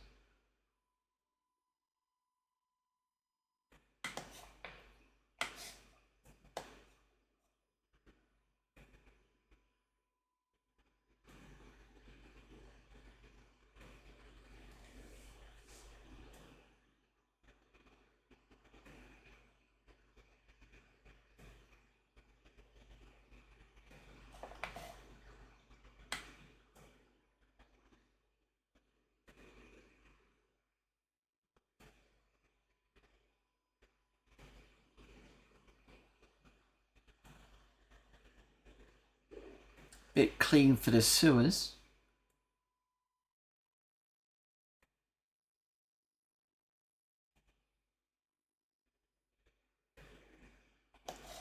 Probably some sort of futuristic style ones if you've got picture of somebody on the side there.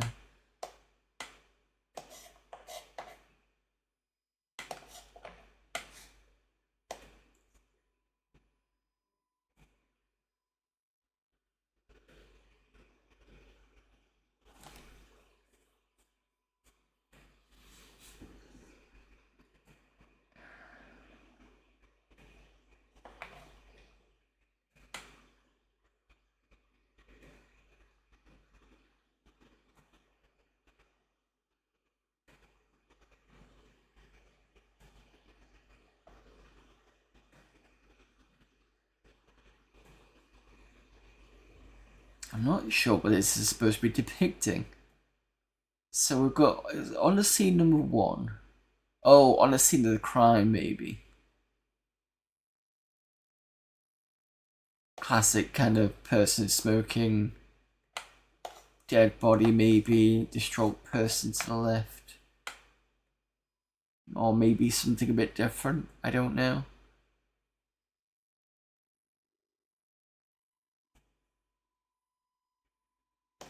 Fair enough. Right, last folder, Richard Munn again. We've got the UFO thing. Let's have a quick look at what was said. So here are 2 pictures of mine. Discworld if hand drawn in DP3 from a picture in Pratchett's Mort's Mort graphic novel. And the UFO one, first picture rendered in Real 3D, created to settle an argument with a friend that it's easy to forge UFO photographs. Let's check the UFO one first.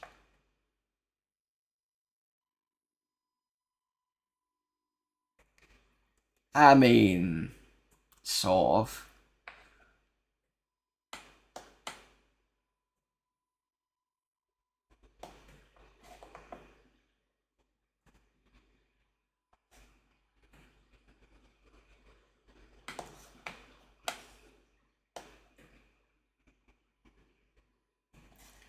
This is the Mort picture.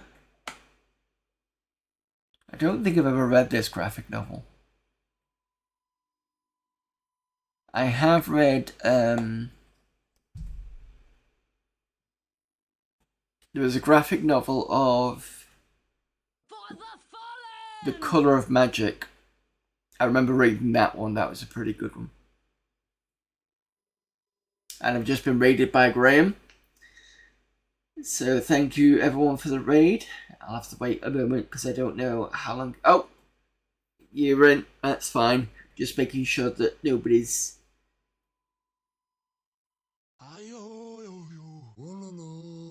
Hello there, actress.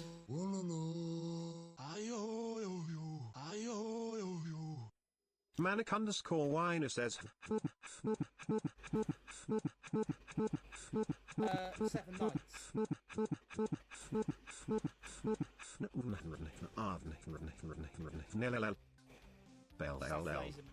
Hi Nam goes.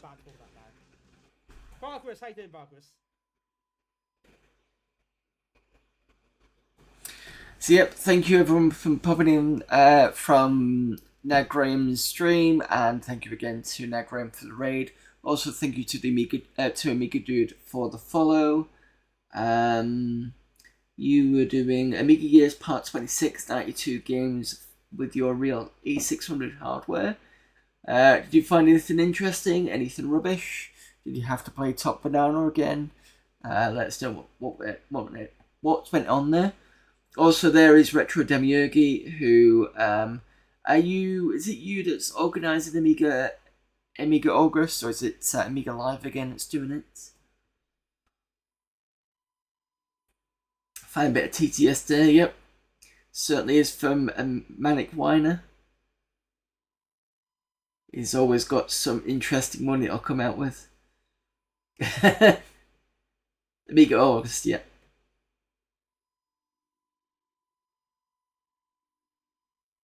Yeah, like I said at the beginning, I know that there was another one. I was just like, after Amiga April, I didn't want to have to do the whole too much Amiga stuff and then switch it over to something different.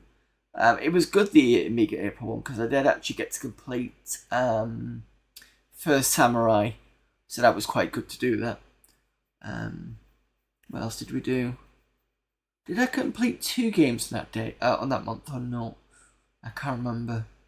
But I did do First Samurai. If you want rubbish, then do a look at Count Dracula 2. It's quite something. It's been ported to a lot of. It's the one with the. Isn't it the one where it's the not the Egyptian one? I think it was, but ZX Spectrum, Amstrad. I think most of the ports were shit on that one, so it's not just the Amiga.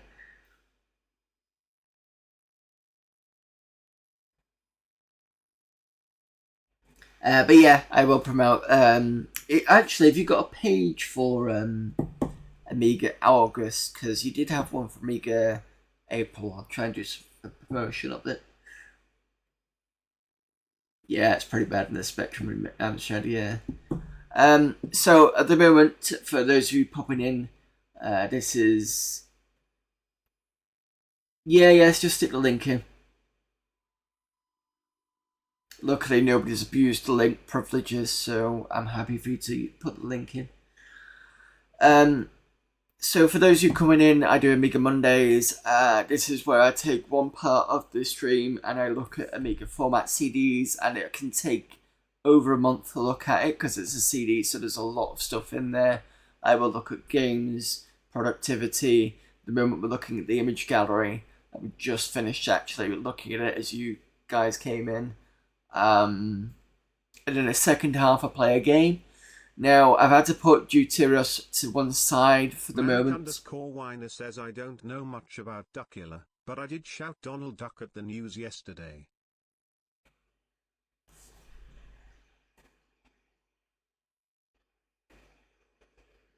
I think that one's gone over my head. Sorry.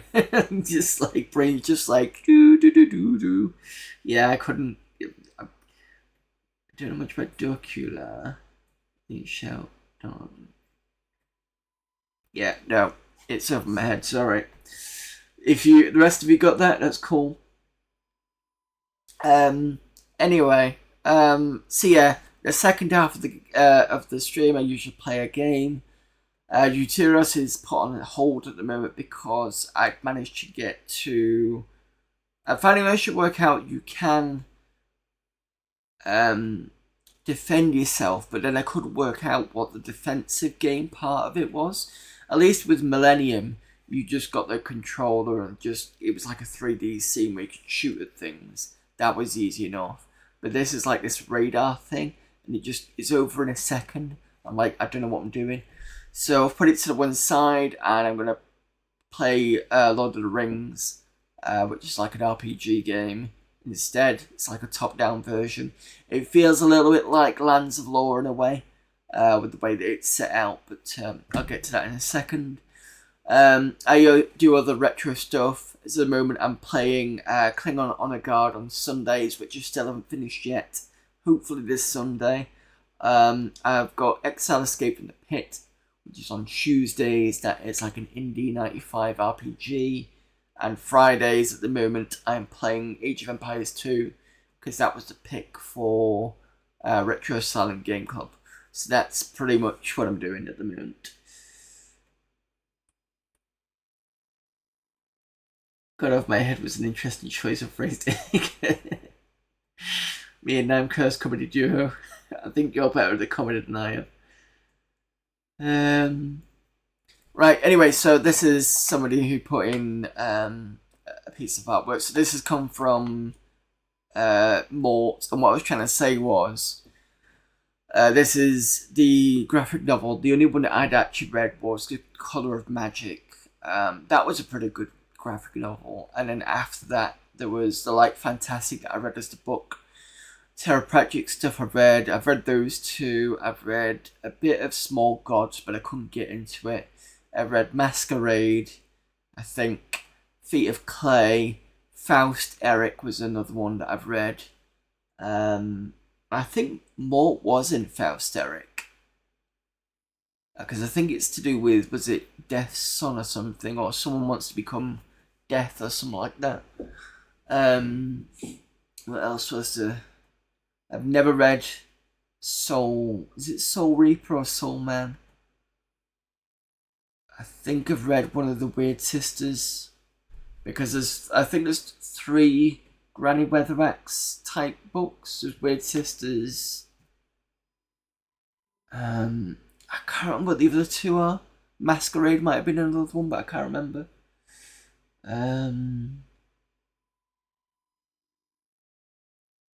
Age of Empires 2 isn't retro. That's like only 5 years ago, right? The first Age of Empires 2 came out in 1999, I believe. So this is my explosive CD with both Age of Empires 1 and 2 included expansions. This came out in 2000. I'm sure it's 99 that the Age of Empires 2 came out. But the problem is they've re-released it so many times. There was the HD version in 2007 perhaps. I got that one. Then they released the definitive version that was a few years ago. And then they released Age of Empires 4, which I'm sure is just a remake of Age of Empires 2. That's what it feels like.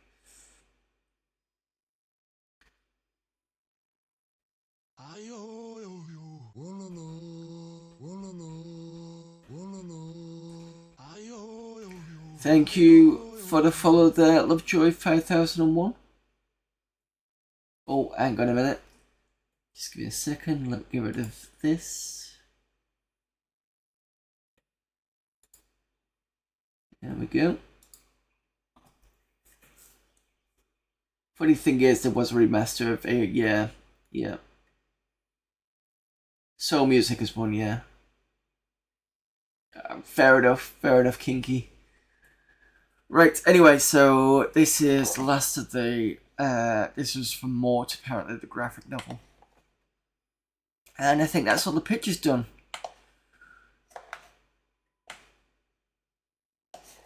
Yep, so next week we will move on to Amiga format CD12, and for those of you interested in the fun side, we get to see emulation stuff at the beginning.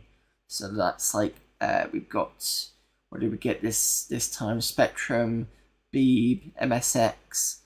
That was a Game Boy emulator, and I can't remember what this one. Oh, this one was the emulation for the floppy disk drive for this CD, for this Commodore 64. And then when we get into screenplay, that's all the games. So Time Warrior was quite good. Shareware, we get a bunch of stuff in there. Whether it works or not, I don't know. But yeah, that is CD12 now done. Let me do a restart. And then we can get on with the main game.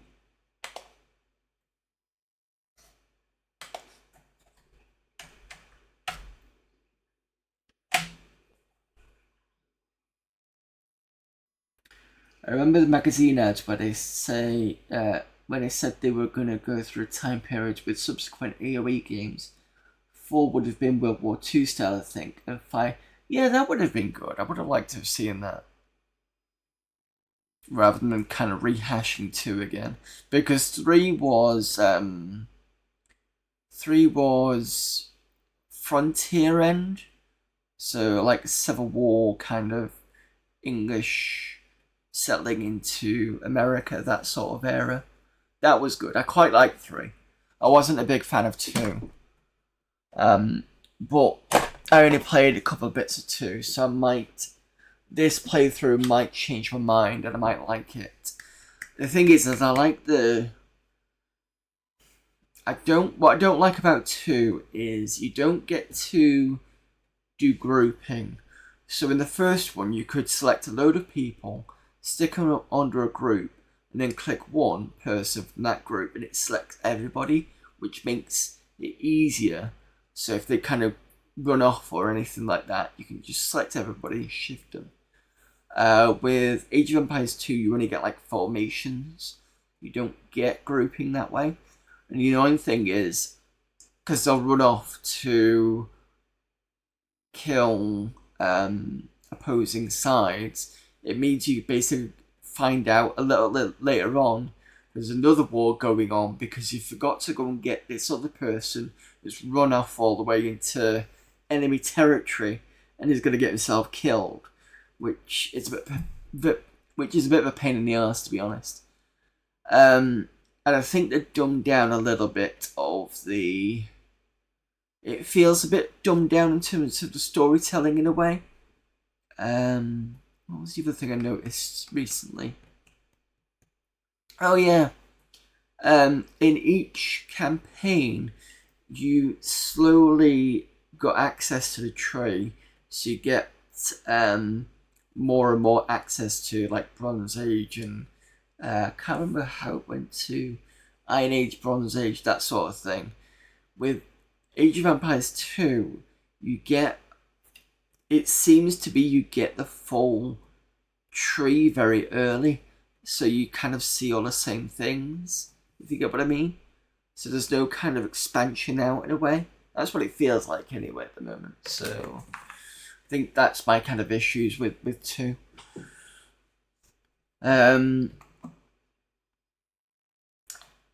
So if you agree or disagree, let me know in chat. So the game I need to load is Lord of the Rings Volume 1.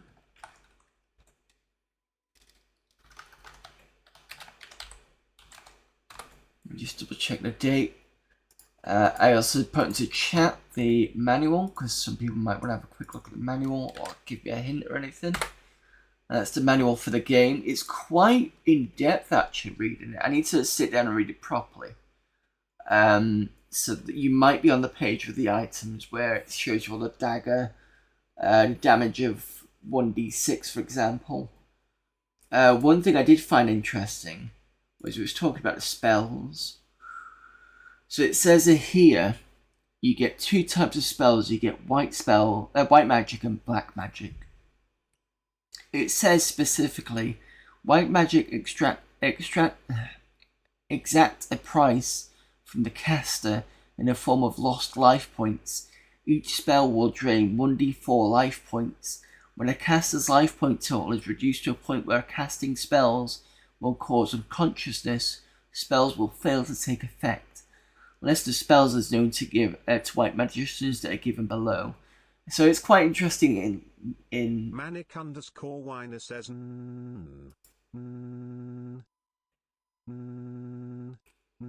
hang on. Thank Hello? you. Namco's, I'm calling to tell you about a follower bot. Go on. Thank you very much. I was busy reading the manual from that, but thank you very much, Manic Winer. I forgot we raided and tried to ban it. Oh, that's fine. I've already banned it now. So yeah, it's interesting that Middle Earth has spells. Well, you knew it had spells, but the fact that it kills you every time you use it was kind of weird, especially for white magic.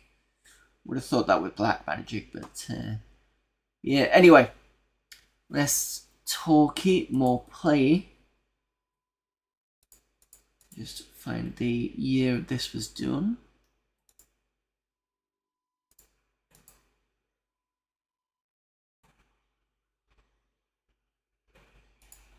think it was 88.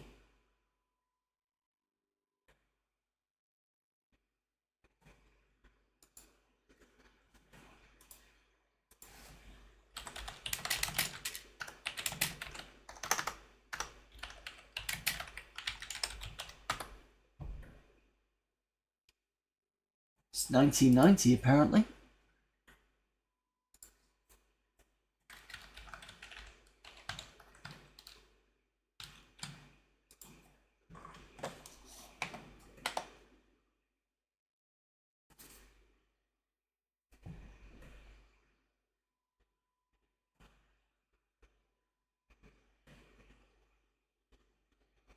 I'm gonna try wiring Jenga tomorrow. Amiga manual SCART switch, auto SCART switch, SCART switch HDMI. Mouth is going at the moment. Main TV, HDMI matrix, desk, HDMI matrix, HDMI capture card. What could go wrong? If your house blows up or something, that's your problem.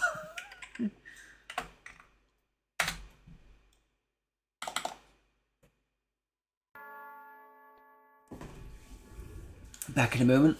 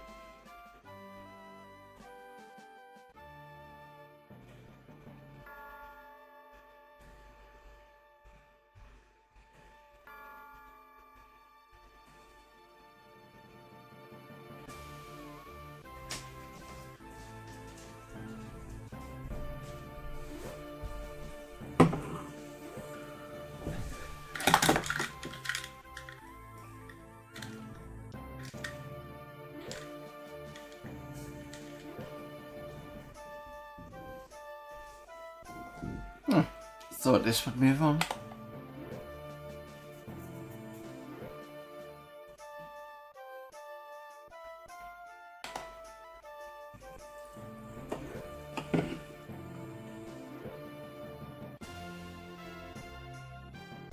Right, I'm hoping this will have saved from last week.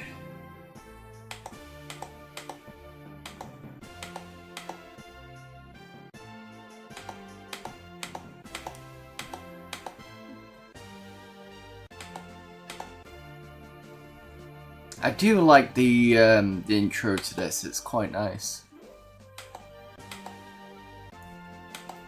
It's basically the story of the fellowship part. Which we went through last week. There's Gollum.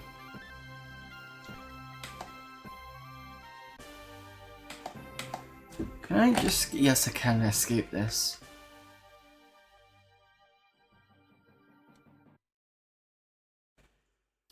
Do you want to play an old game or begin at old game, please? There we go. A keen howl comes from the shadowed woods. So we tried to attack a wolf, I remember last time. And there was a girl crying, but I couldn't figure out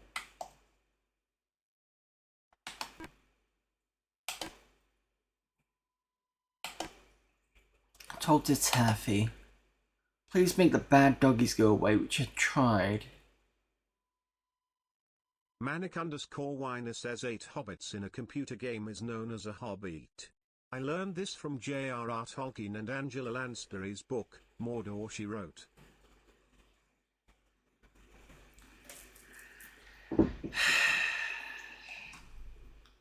You know, you'd be good at writing jokes for Christmas crackers, because that's about as bad as that was.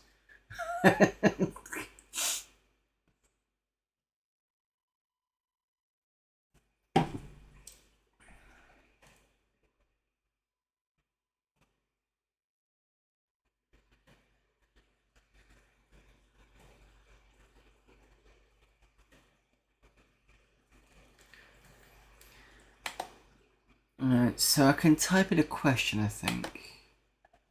I'm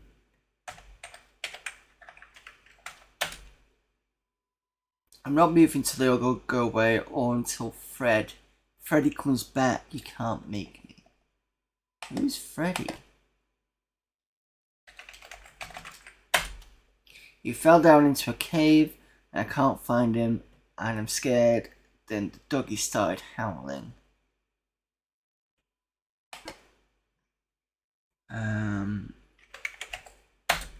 It's not far. It's that way, or is it that way, or maybe over there? Like, you can't say that. I can't.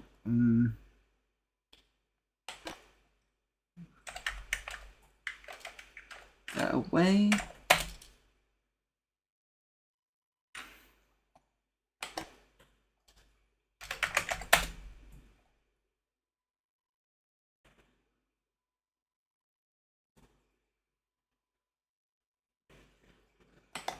You're not very helpful.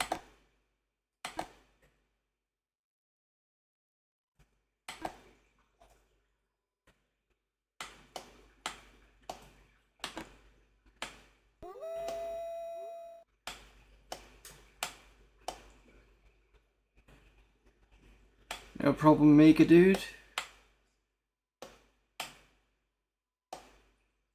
Yeah, I know the child's echoing goes to the woods.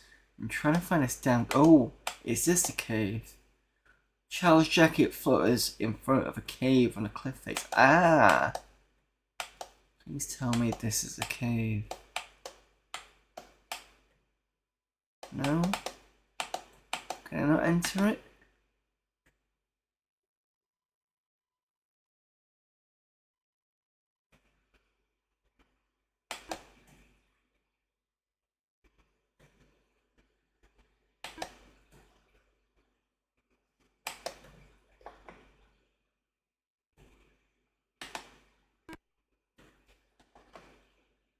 You might have to do it from below.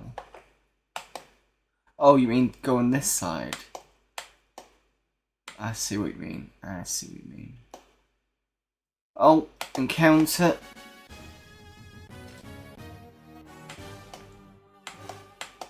Problem is, there's no diagonals in this.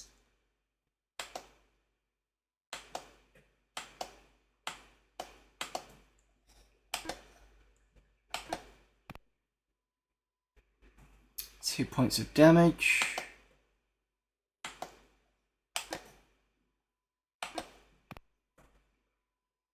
He does no damage. Pippin takes 3.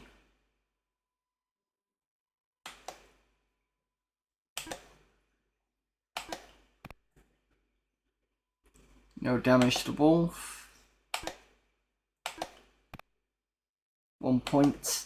As far as I remember, the wolves are quite tough.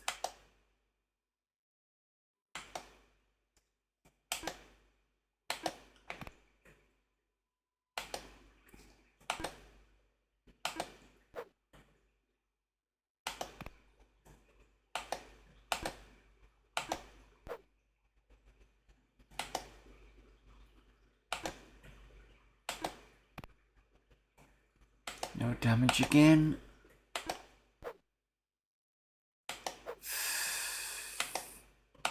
Everyone's been shit today.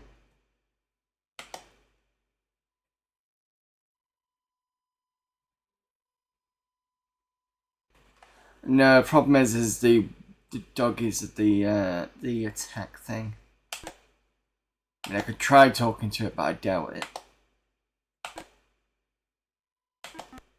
Yeah, no.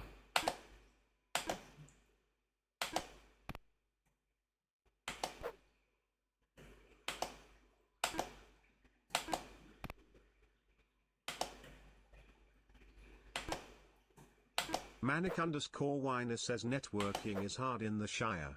They don't even have Cat 5. The Nazgul have to communicate by a Tolkien ring network.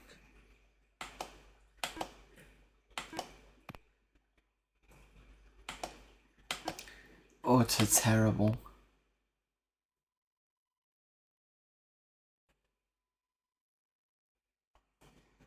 Talking to the cave. Oh, I see. To see if anybody's. I'll try it. Let's see if I survive the battle first.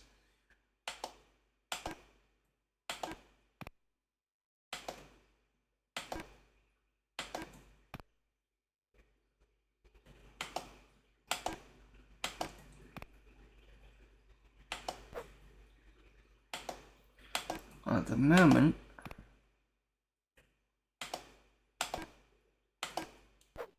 we've not had much in the way of. Oh, I was going to say damage, and then Sam Genji gets 3.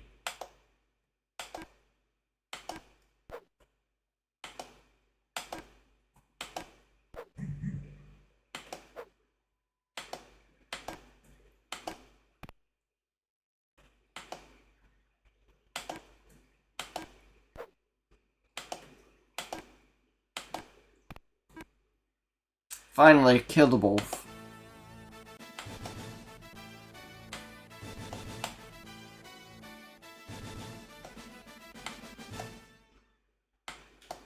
Yeah, can't seem to enter from that side.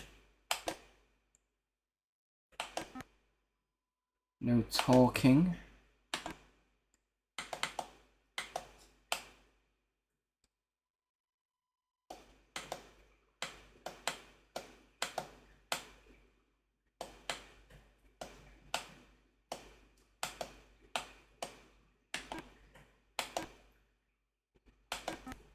Nope.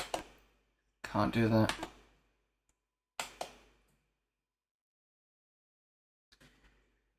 Bedtime for me. Enjoy the rest of the stream and we'll see you soon. Yep, same to you too. Thank you very much for the raid again there, Graham.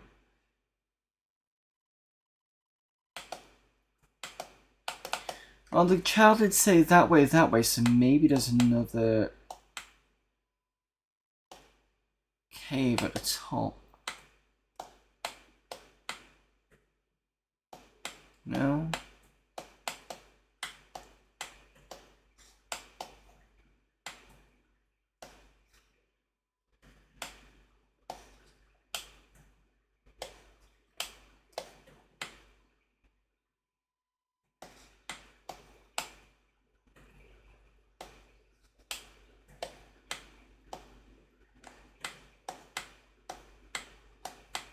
There's nothing there.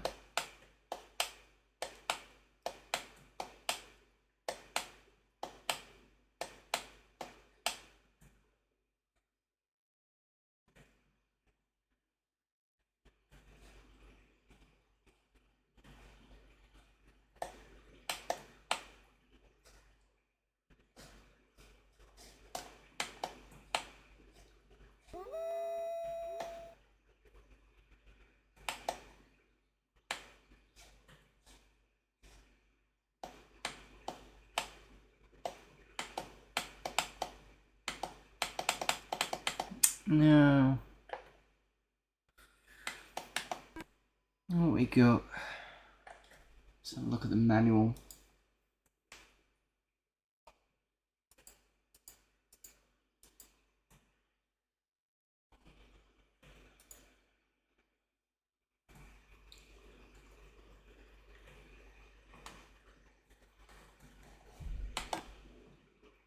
Ah, we've got climb skill.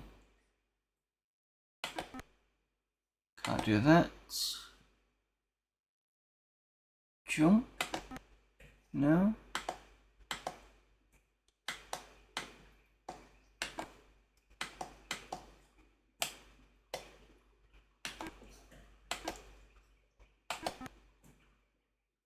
Okay, that's not doing anything. Magic icon, talk icon, recruit, dismiss, talk, leader icon, character selection icon.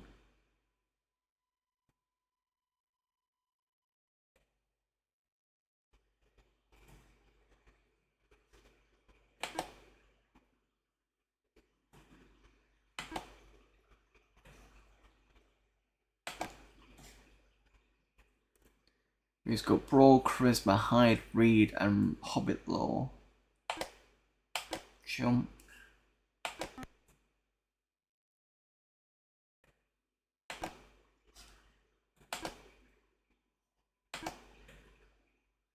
Pippin has Brawl, Pick, Lock, Sneak, and Climb and Jump. You won't do that.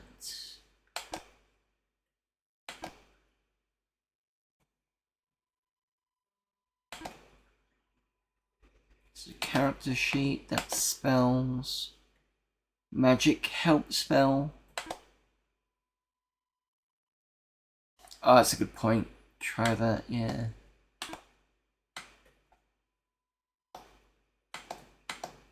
Try and keep away from a tree because I only want a counter. I've already died in this game once because I think we came up against a Nazgul. Oh! I tried that. I could totally tried that. Okay, whatever. This cave is full of webs and stinks of good meat gone bad. Oh. We have no... We need some sort of light.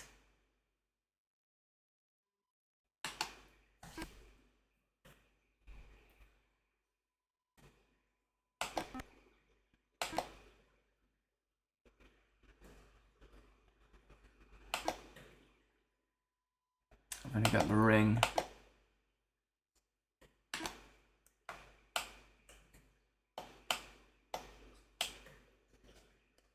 Alright, so I'm gonna have to find a shop somewhere. I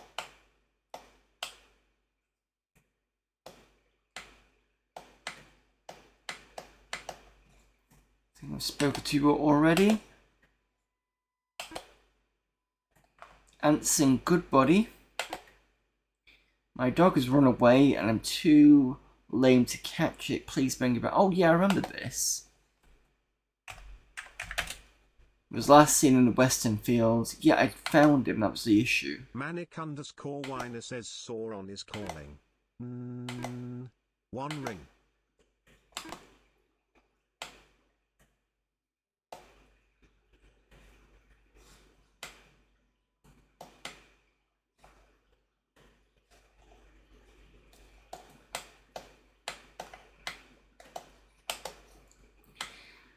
I just got that joke.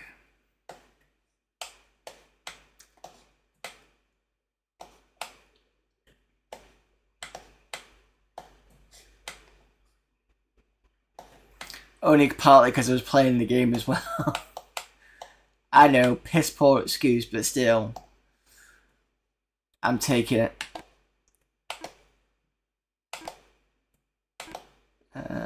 Nice weather. I need a shop, really.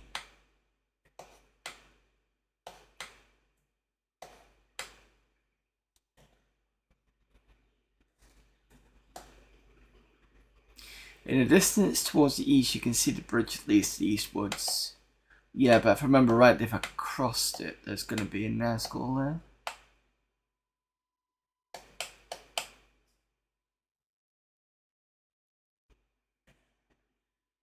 This game could have been good with a little more atmosphere. Yeah. I heard there's some versions of it. You see old Gaffer Gamgee wherever you usually pass by. I think there was a SNES version, but I think it's slightly different.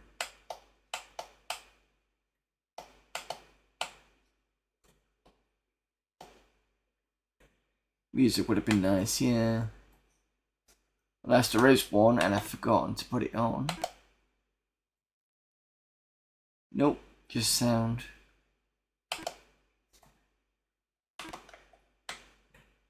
I mean, it has a nice day-night cycle.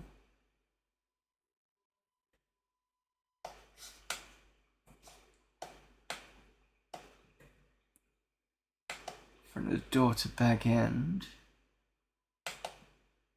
Door is locked because I've locked it. I think I've already given the key to... Can't remember the name of the person.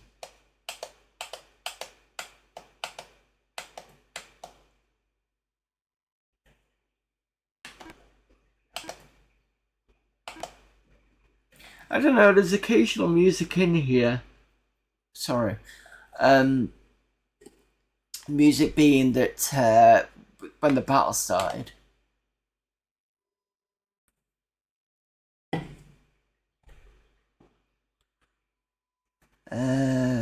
Yes. We've spoken to you.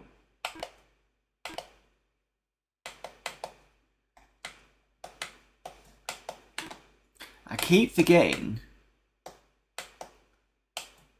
that when the bottom part is in, this part, I need to right click again to get rid of it. Winer says hobbits only have one door to their house. They dare not ask for more door.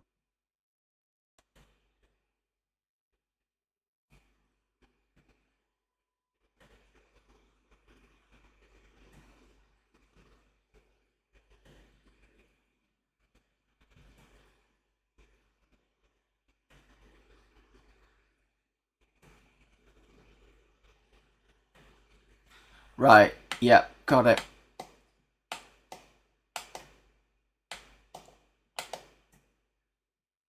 I think I've spoken to you. Again, took me a moment, but I got there. Where's the shops in this place? I've already seen a dog.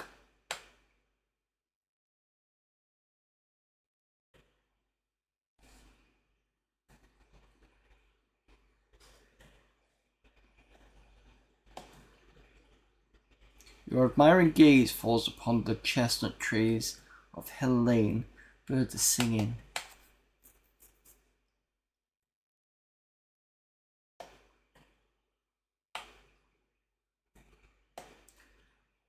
A sinister black smoke and foul stench comes from the mill yard. Nothing like this has been seen in the Shire before. Is this random men? This is the mill house. You spot a large number of big folk, humans. They stare at you, and one of them orders you to get lost.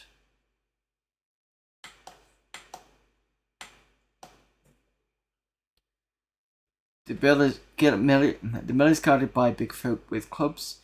You realise you must be very quiet or they might wake up.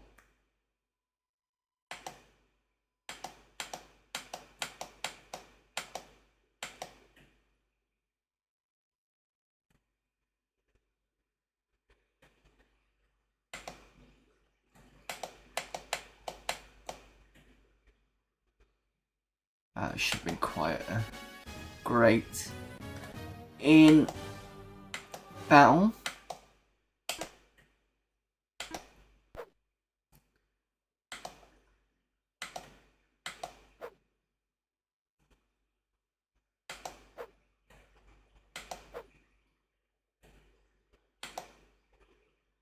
Hopefully, because they're small, it means that I can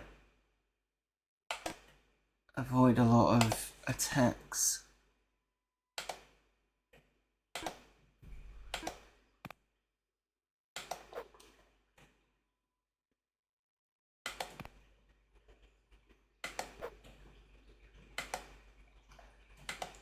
Oh, for fuck's sake, the movement system is shit.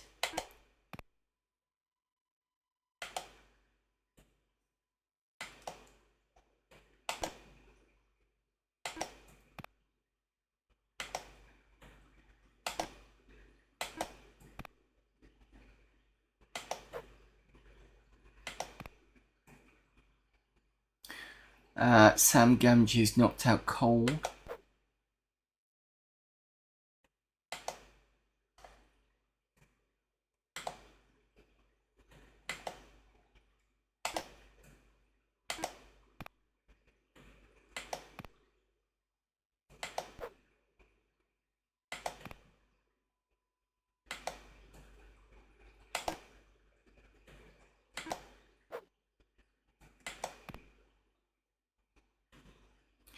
I think everybody's gone. Yep.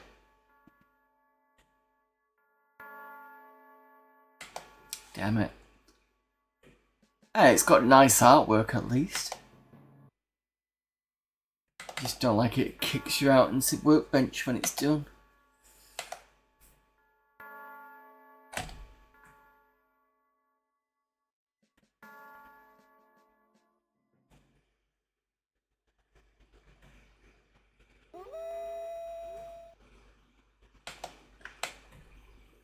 I used to know where the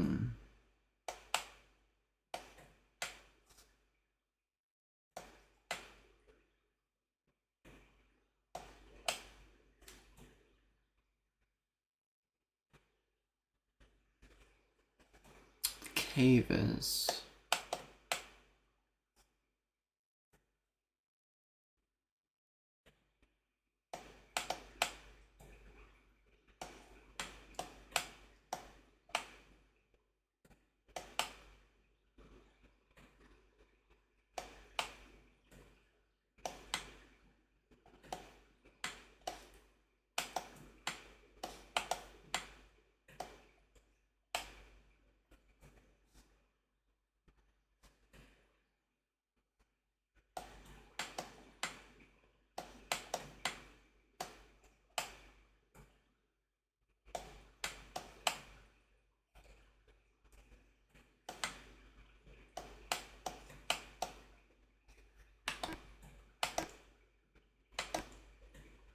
Pearl Tuck. Peregrine Tuck. How dare you visit your sister without telling me you're coming? But it's good to see you.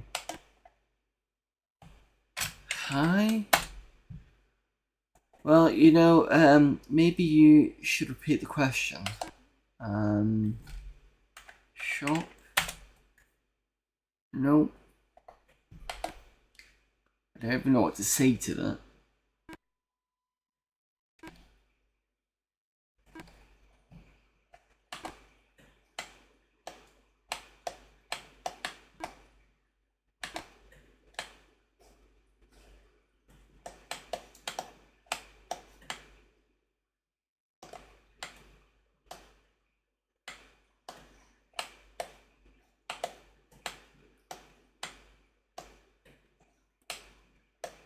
So we've got lots of stuff around Bag End and lots of houses down here. We've got the mill, which we died last time.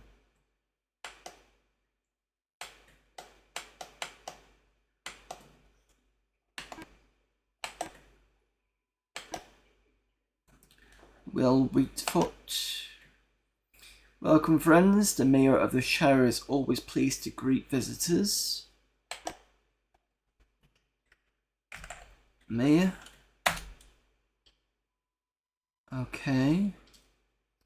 That's what I don't like sometimes about the whole talking to other people that way. They don't have much to say, then you can't really sort of expand out a bit.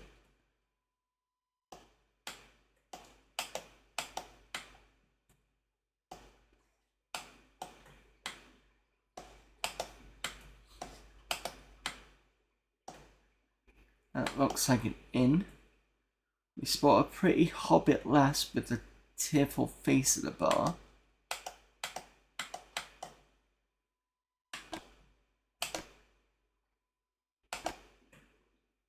Daisy. See paragraph number 54. Good thing I've got the manual.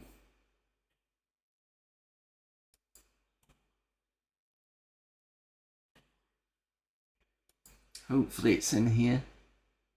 Here we go, paragraphs.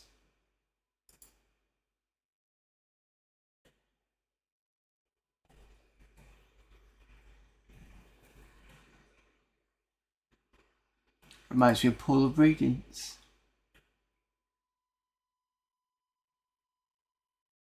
This is Daisy Proudfoot. You ask her, what is wrong? And in a quivering voice, she implores me sister Taffy and a friend Freddie Grubb are lost in East Woods. Your brave sirs, will you please find them before the wolves do? Take Taffy to the Great Woad Goods and Freddie back to his father. Well, we've already met those two.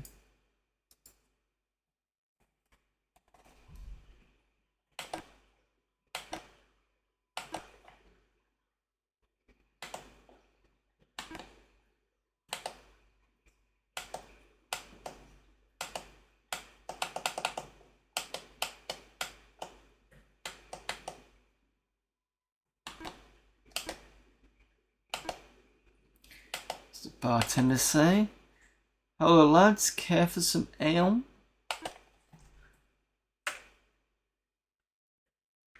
Ale? No. Okay. Fine. Buy? Oh, can't even buy.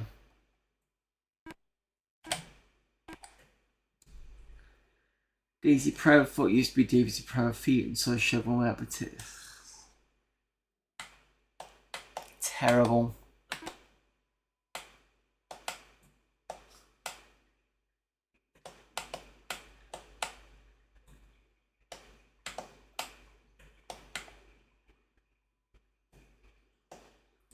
You can often find elves in the southwestern woodlands of the Shire, making the journey to the heavens of the Western Sea.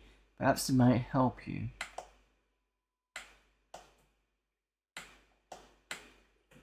Well, it'd be good if... Oh!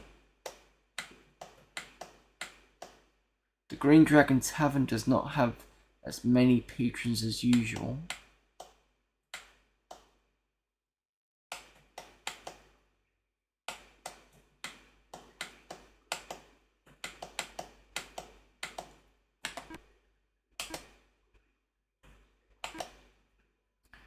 Druid? The dwarf, I'm assuming.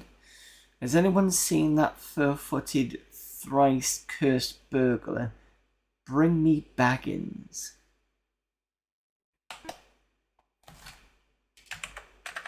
Baggins? No.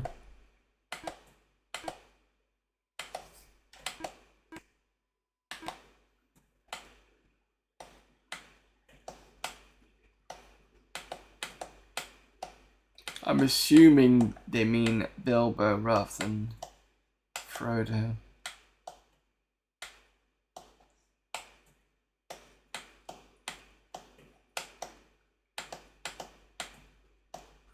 This is a small store. Perhaps you will find something you can use if you have enough silver pennies. Alright, well, unless we found a store.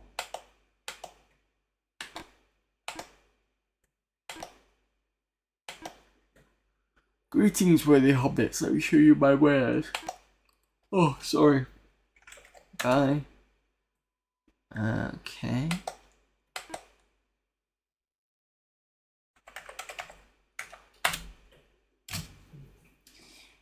Look back at the manual again.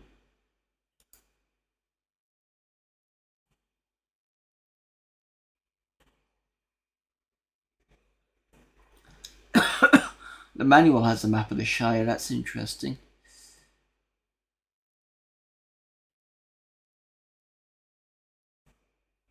Let's a quick look. 44.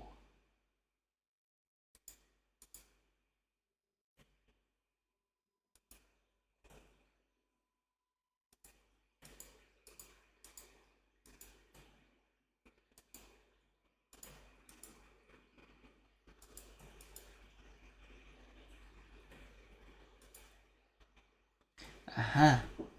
Map of the Shire. Back end at 1.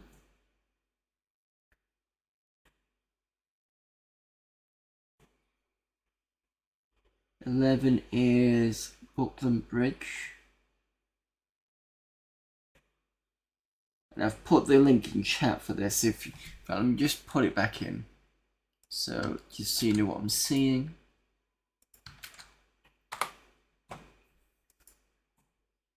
So it should go to the map of the Shire, that link. Green Tavern is 6. That's where we were. The Great Road's Goods is where we are now.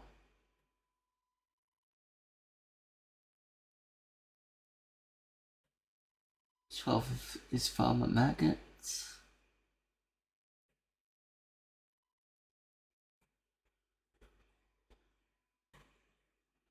17 is the Hedgegate. Support right. It's not advisable to go at 11, I believe. There's a store in the north central part.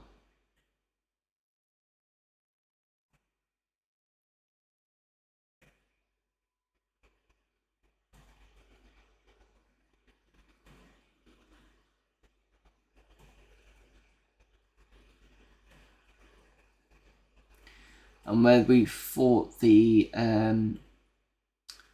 wolf at the beginning is eastwards. We're into number 3.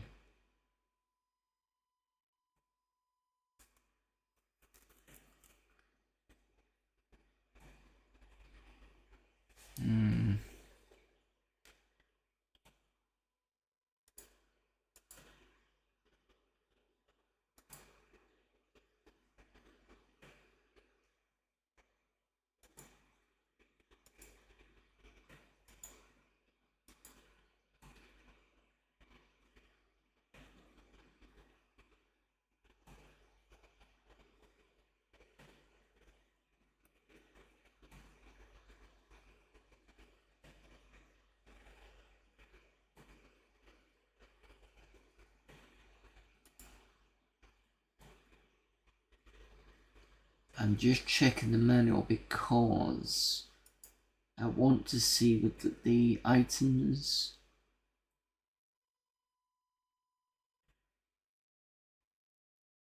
I'm not quite sure how to see them.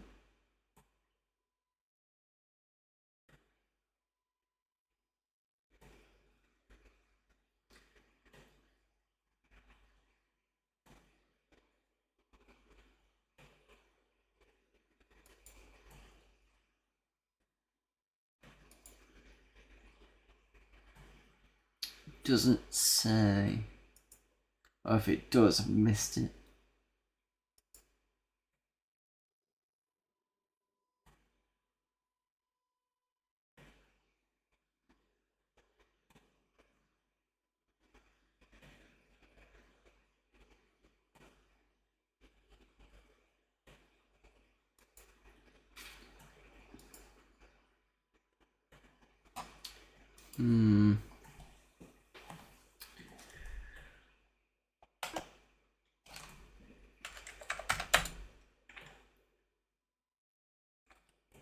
Yeah, like Green Dragon isn't as good as it used to be, so I've just typed in news because that was a suggestion.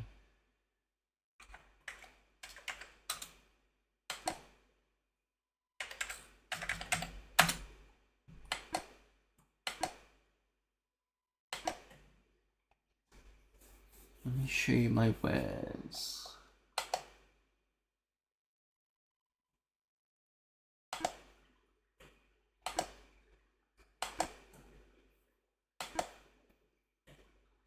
Ah, silver pennies 5, rations 3, torch 1. Go for 2 torches. So it was this grab icon that I needed to do. That wasn't the most self-explanatory thing, but you know.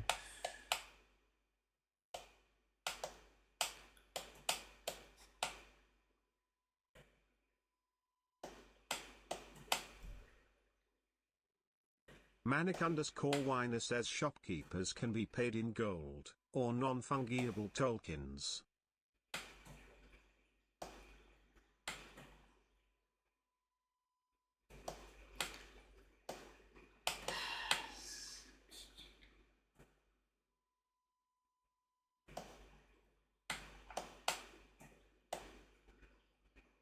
This game was made for dad jokes, yeah.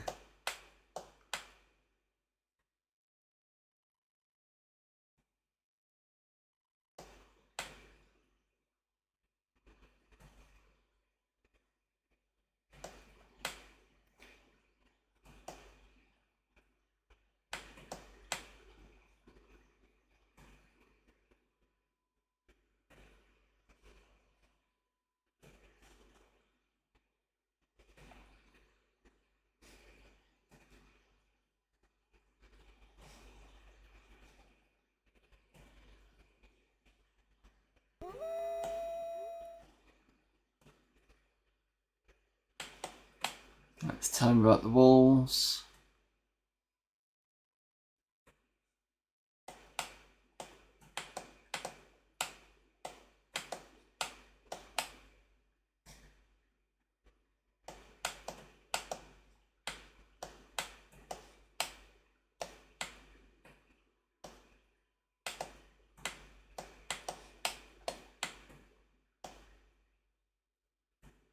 That's strange.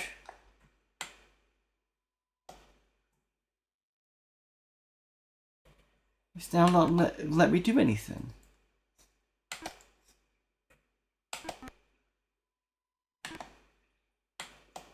Oh, it is now. Okay. Weird. Use.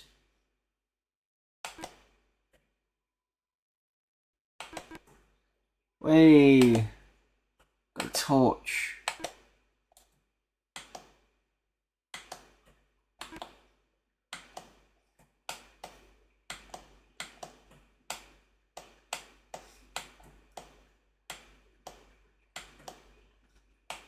I'm assuming dropping down there would be a bad idea.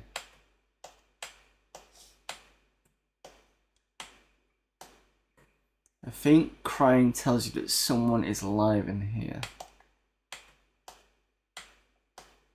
Aha! You found someone.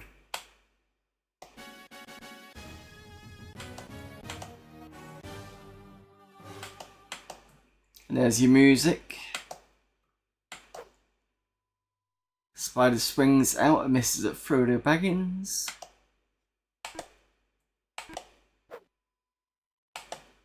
See how many times we miss before we actually hit. No, no, right.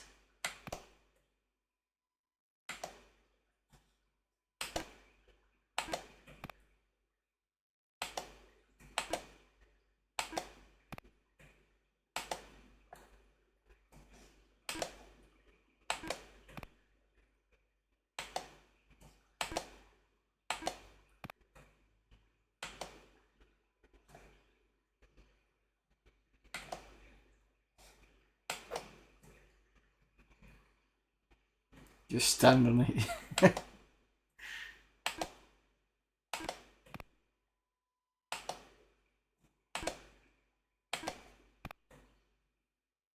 I'm doing pretty well with the spider. Oh, better than the wolf anyway.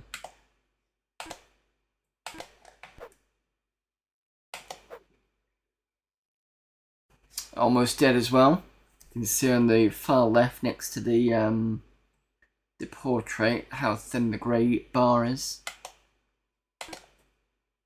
1 or 2 attacks should kill it. Yep.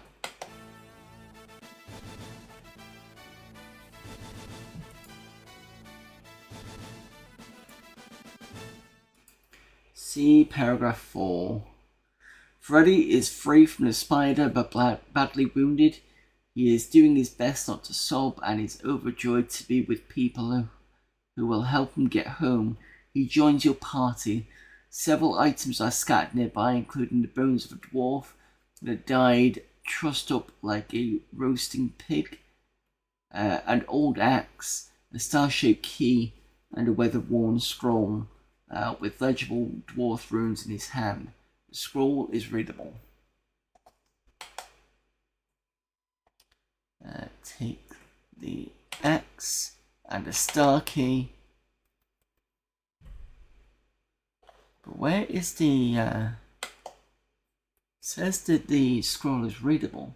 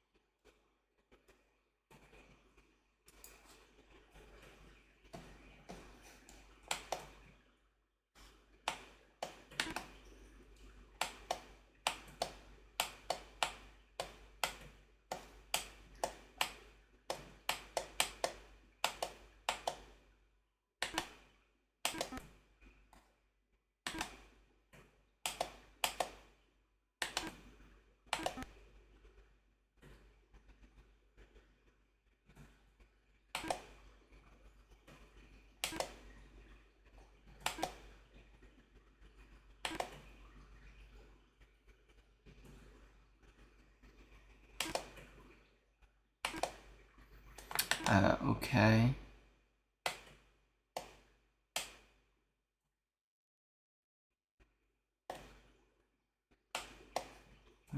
unused.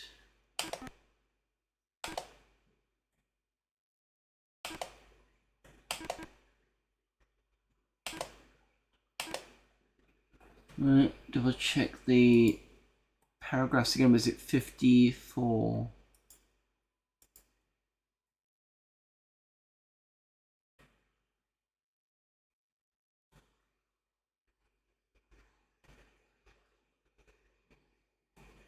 Taffy to the great rogue gods and Freddy back to his father. That'd be Freddy Proudfoot, I'm assuming.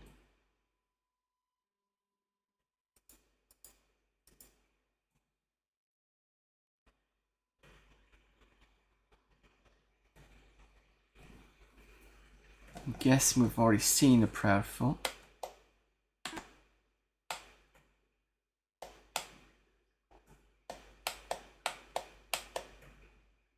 Oh, before we do that, we need to go speak to the sister.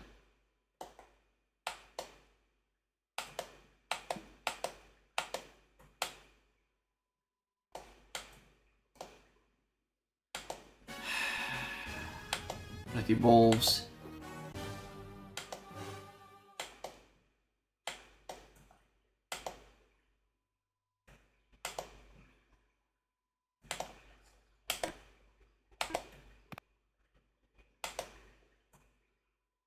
No, you're staying.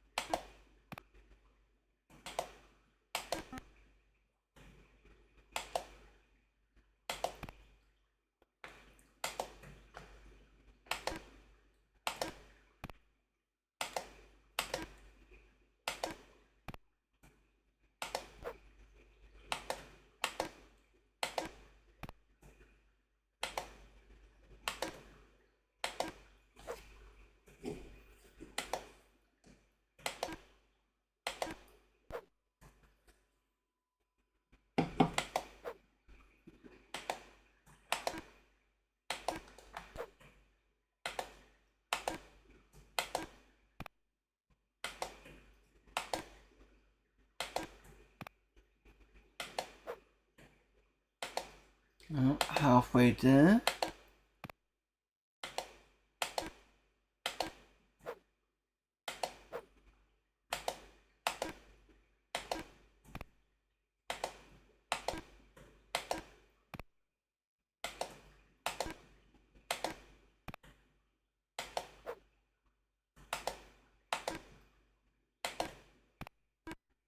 Done.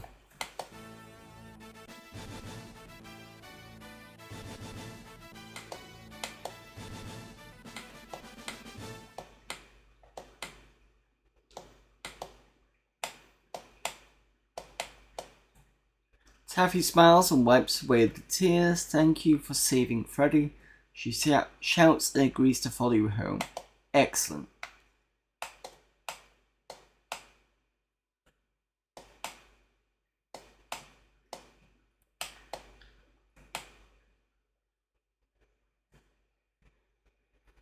Okay, so now I'm going to figure out.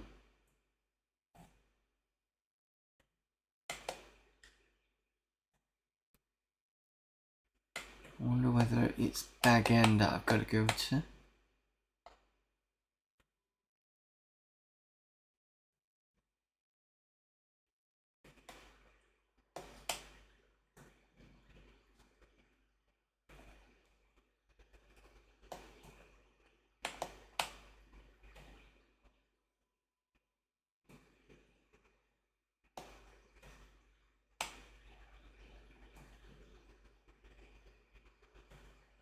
So this is our house.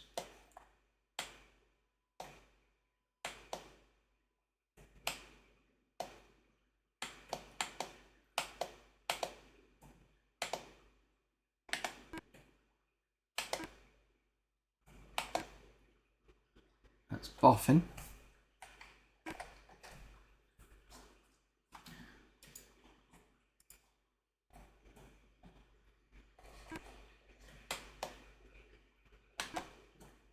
So at least we managed to do one of the missions. I'm happy with it.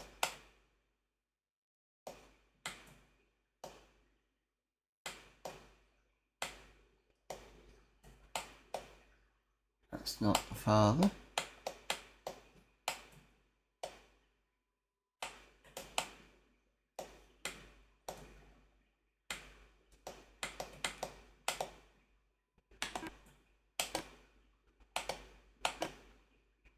Chop.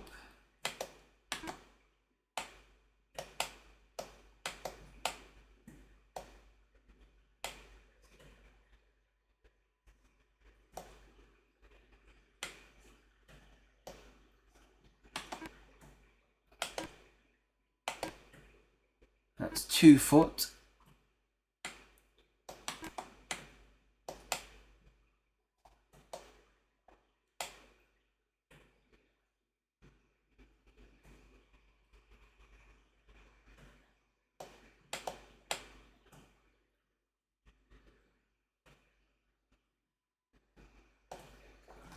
Let's double check the map again. So it's not Bag End.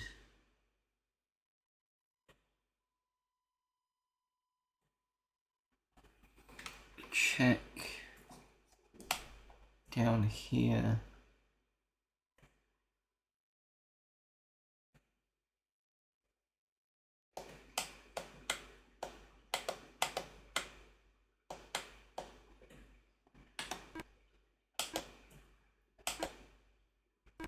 Good body.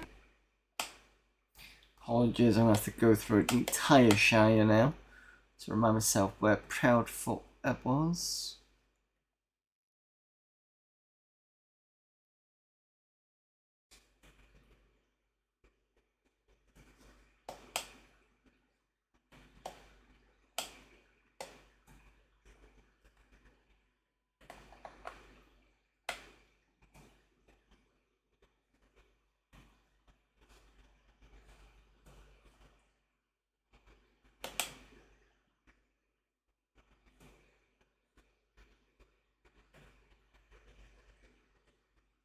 That's the mill.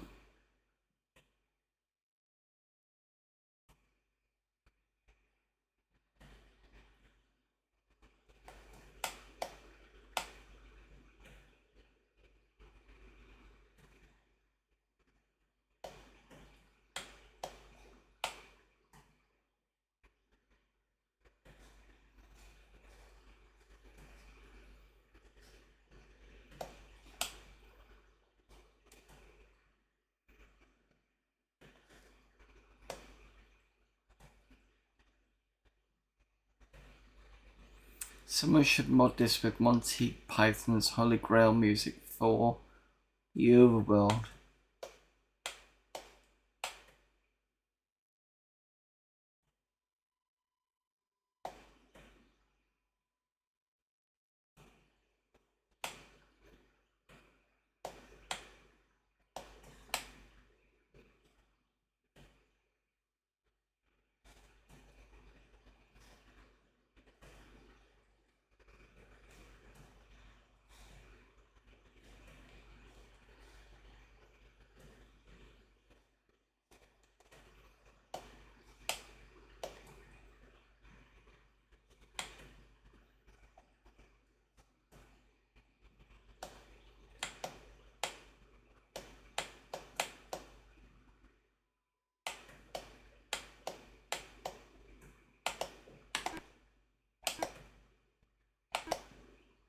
That's Whitfoot.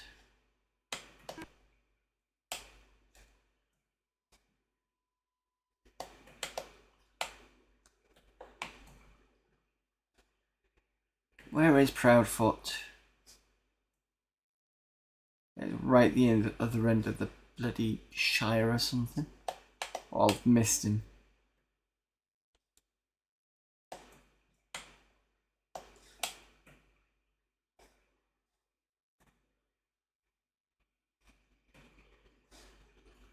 No.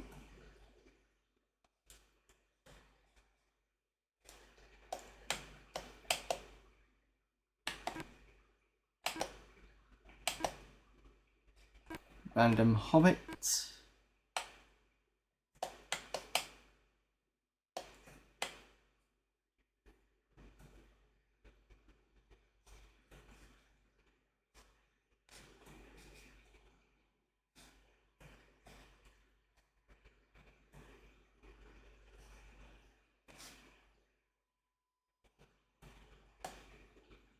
This tavern is full of the smell of pipe smoke and ale. The bartender smiles as you enter.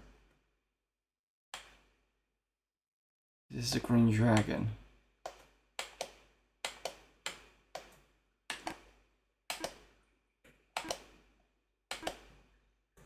Thank you for rescuing my sister.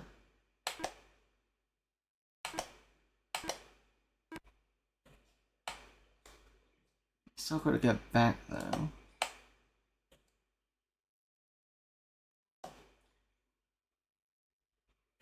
So talk about wolves again.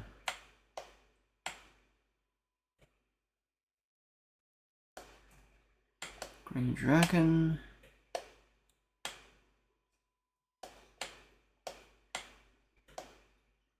Small store.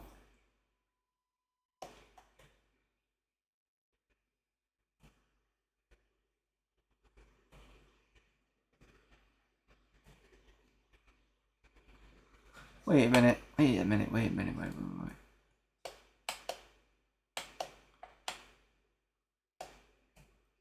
Taffy is leading the fellowship, okay.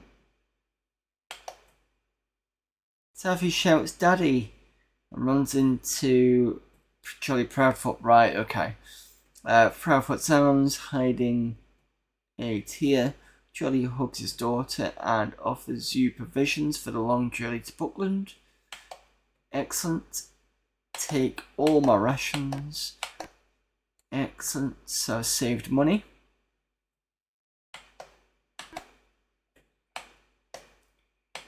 So that's the girl dropped off. And the boy.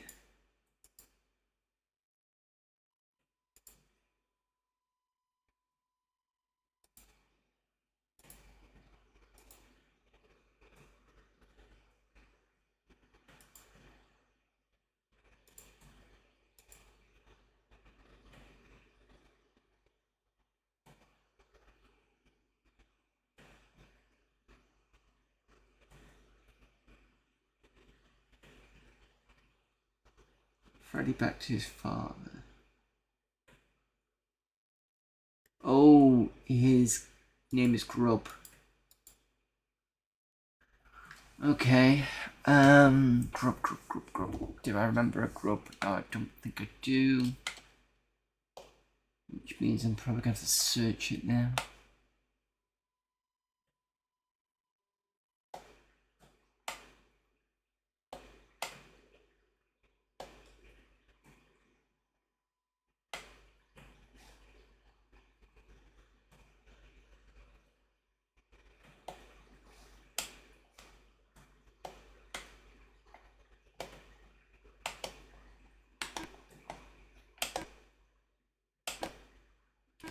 Random hobbits.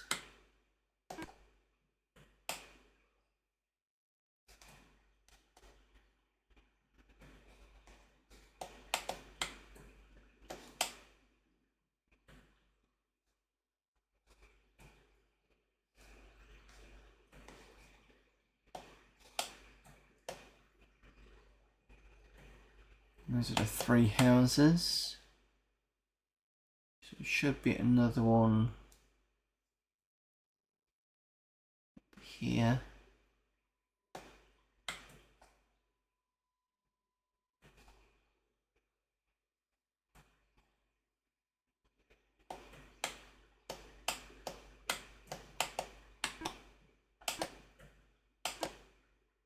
Hob Haywood. It's a good day to meet gentle folk such as yourself. I hope the journey hasn't been too hard.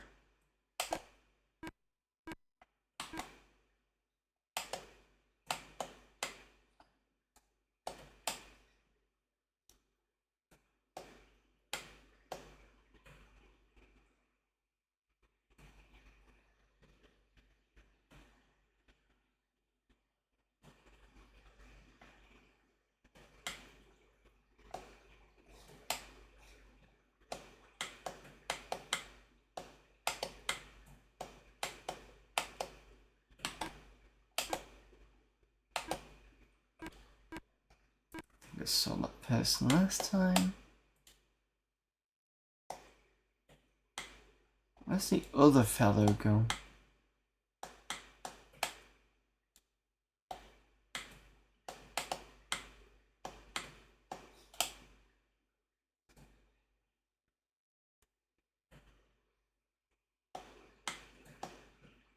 This used to be the Mathman store. It's now called Sharky Shipping.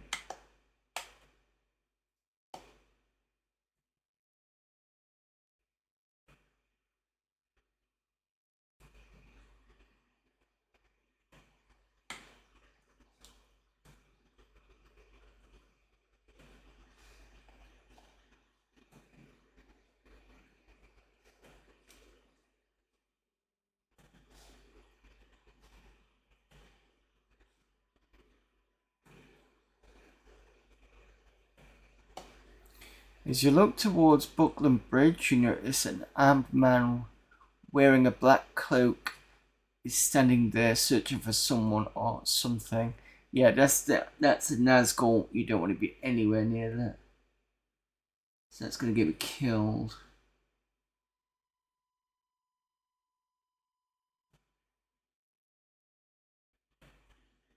I have to just go down.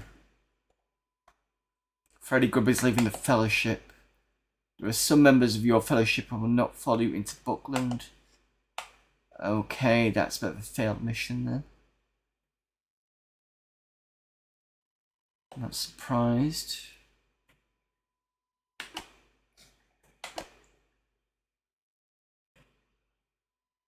Where the fuck is Pippin gone?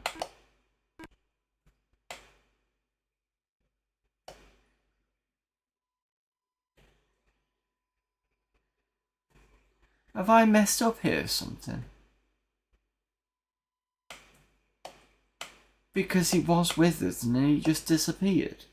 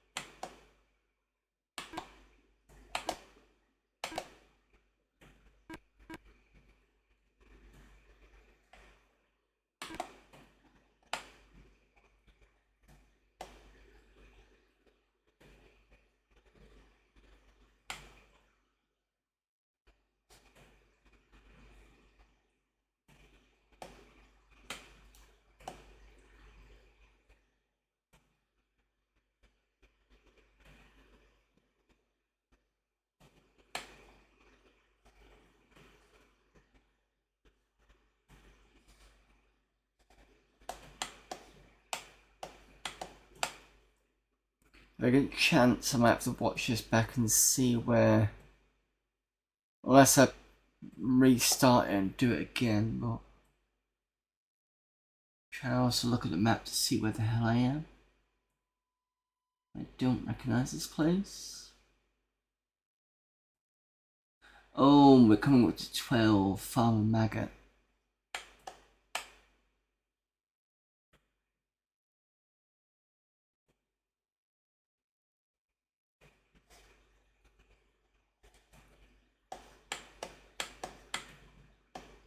We've entered Farmer Maggot's farm. It brings back bad memories of being chased by dogs during boyhood mushroom raids.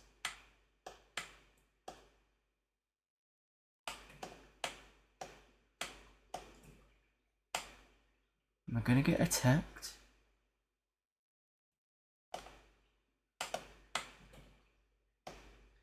Three huge dogs growl at you as you pass by, warning you to keep away from the bedroom. Farmer Maggot is sitting in the living room looking worried.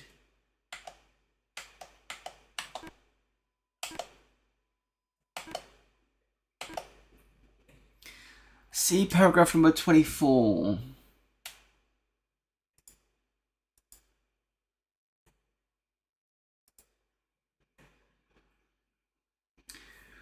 There was a big man from foreign parts asking for Mr. Baggins. They told him to go back where he came from double quick or it'd set dogs on him. Then he gave a sort of a hiss that might have been a laugh and spurred his great horse at me. And I jumped away only in the nick of time. After that I found my boy in the lane. I don't know what happened to him. I was going off to get the healer, but I don't want to leave him. Would you go to the village and bring him back? It's not far and I'm very worried he isn't waking up.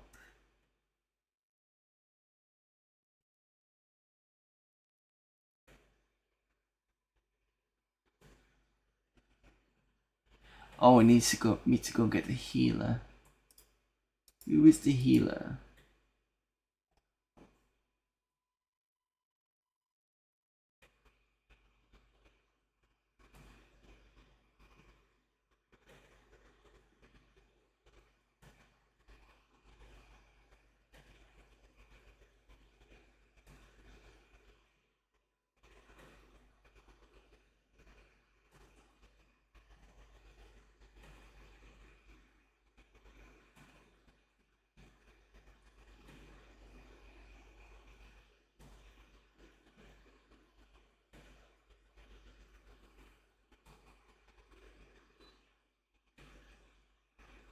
Just look at the map. Because 10 Green Hill Country. Where's the healer?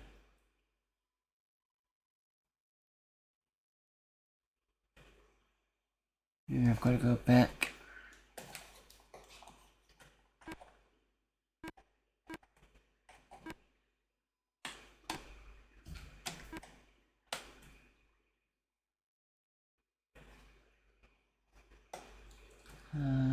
So I'm gonna have to go this way.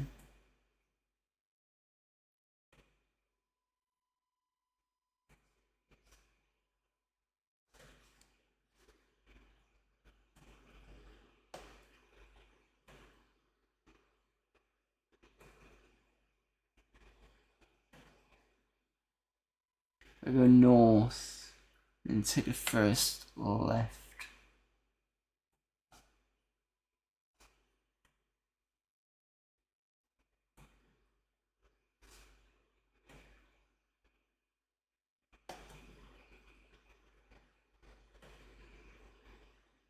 Down and to the right. Or up in this case.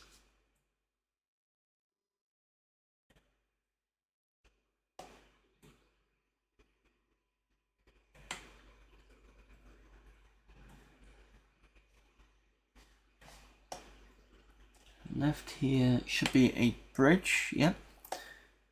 Okay. Back into the main town. I think there's a section we've not been.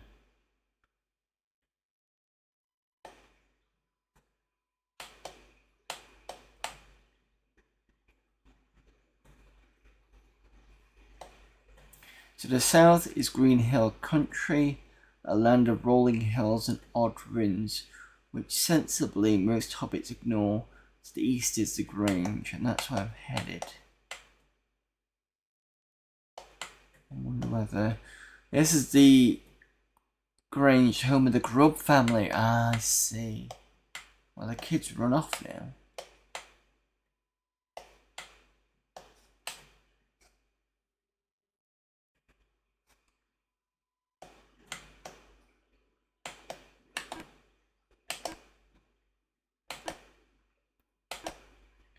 My Freddy has gone on an adventure, the little scoundrel. If you can find him, I'd be grateful. Shit. I'm going to have to redo this.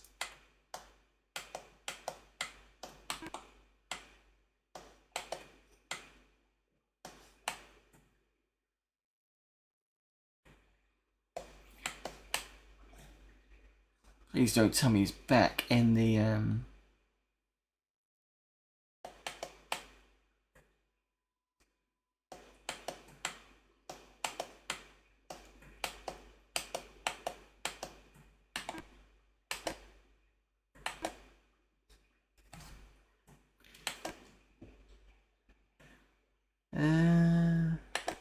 let's just get the healer. Nope. Doesn't know about the healer.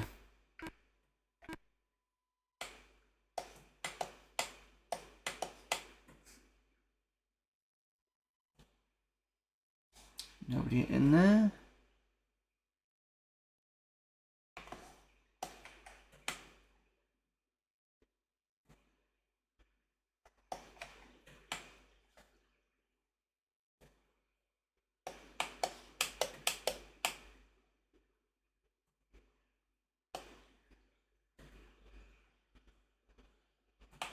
Just gonna check the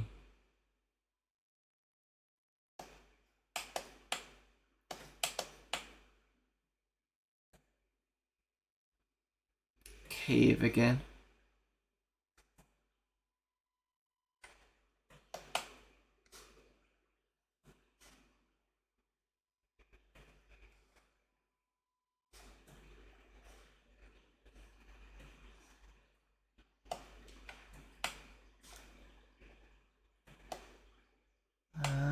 No, it's this way, isn't it?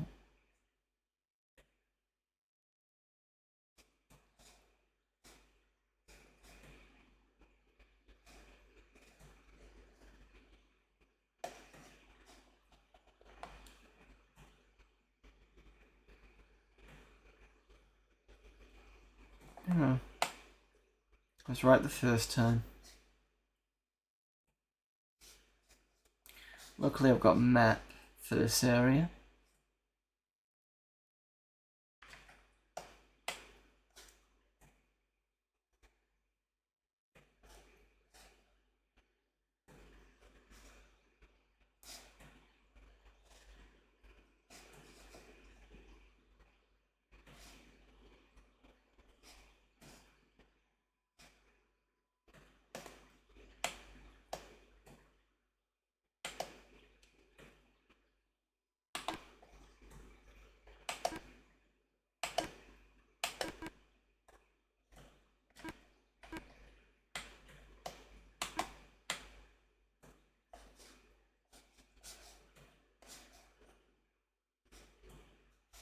Nope. The kids just disappeared.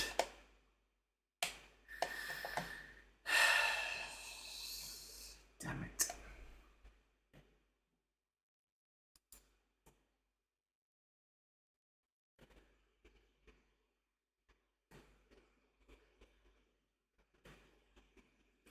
Right, I tell you what I'll do. I will pick this up next week. I'm going to restart so I don't have to do it here.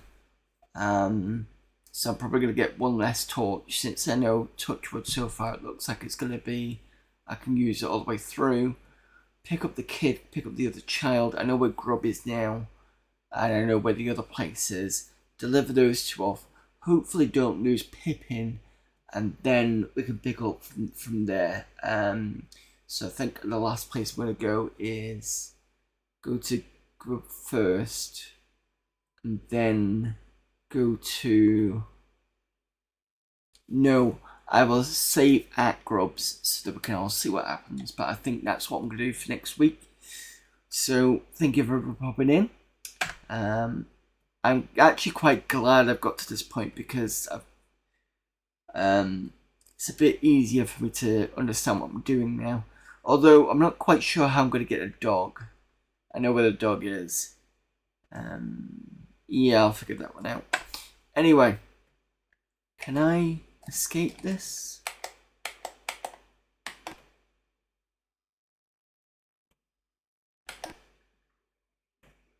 Yes.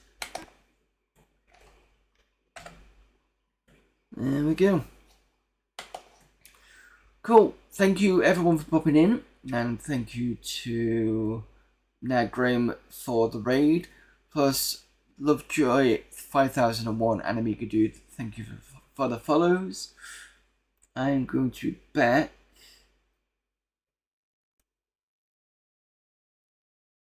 When I find my ending screen. I will be back tomorrow with Exile Escape from the Pit. It is a 1995 indie RPG, top-down. Similar to the top-down style of what we just played, but it's less pixely, it's more tile-based. Think probably early Ultima, but with slightly better graphics. But it does have some nice indie-based SFX, and I've been enjoying it quite a lot anyway. So that's tomorrow.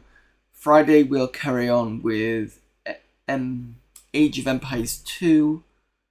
I may or may not decide to do a Saturday stream as well, because I realise I'm not going to get through the entire game through the month.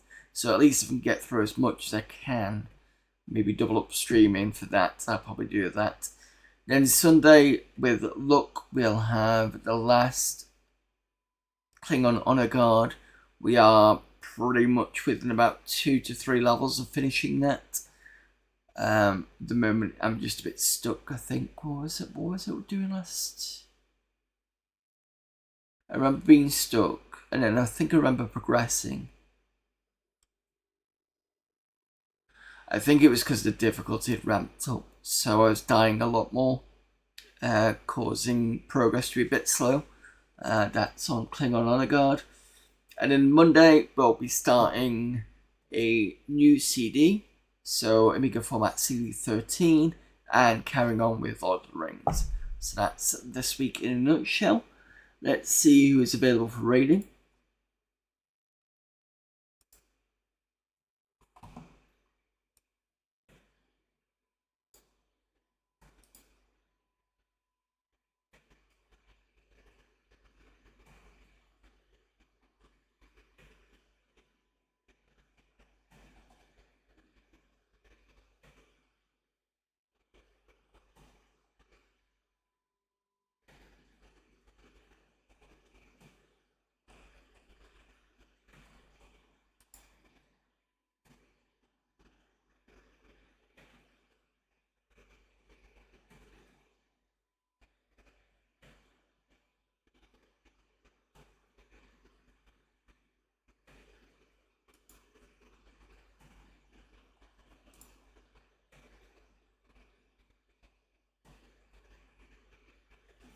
Okay, carrying on with a bit of Amiga stuff.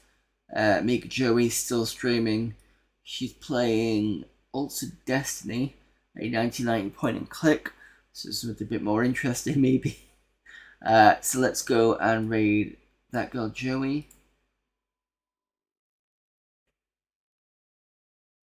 Okie dokie. Hopefully see you all tomorrow. And until then, or until another stream, I will see you later. Bye.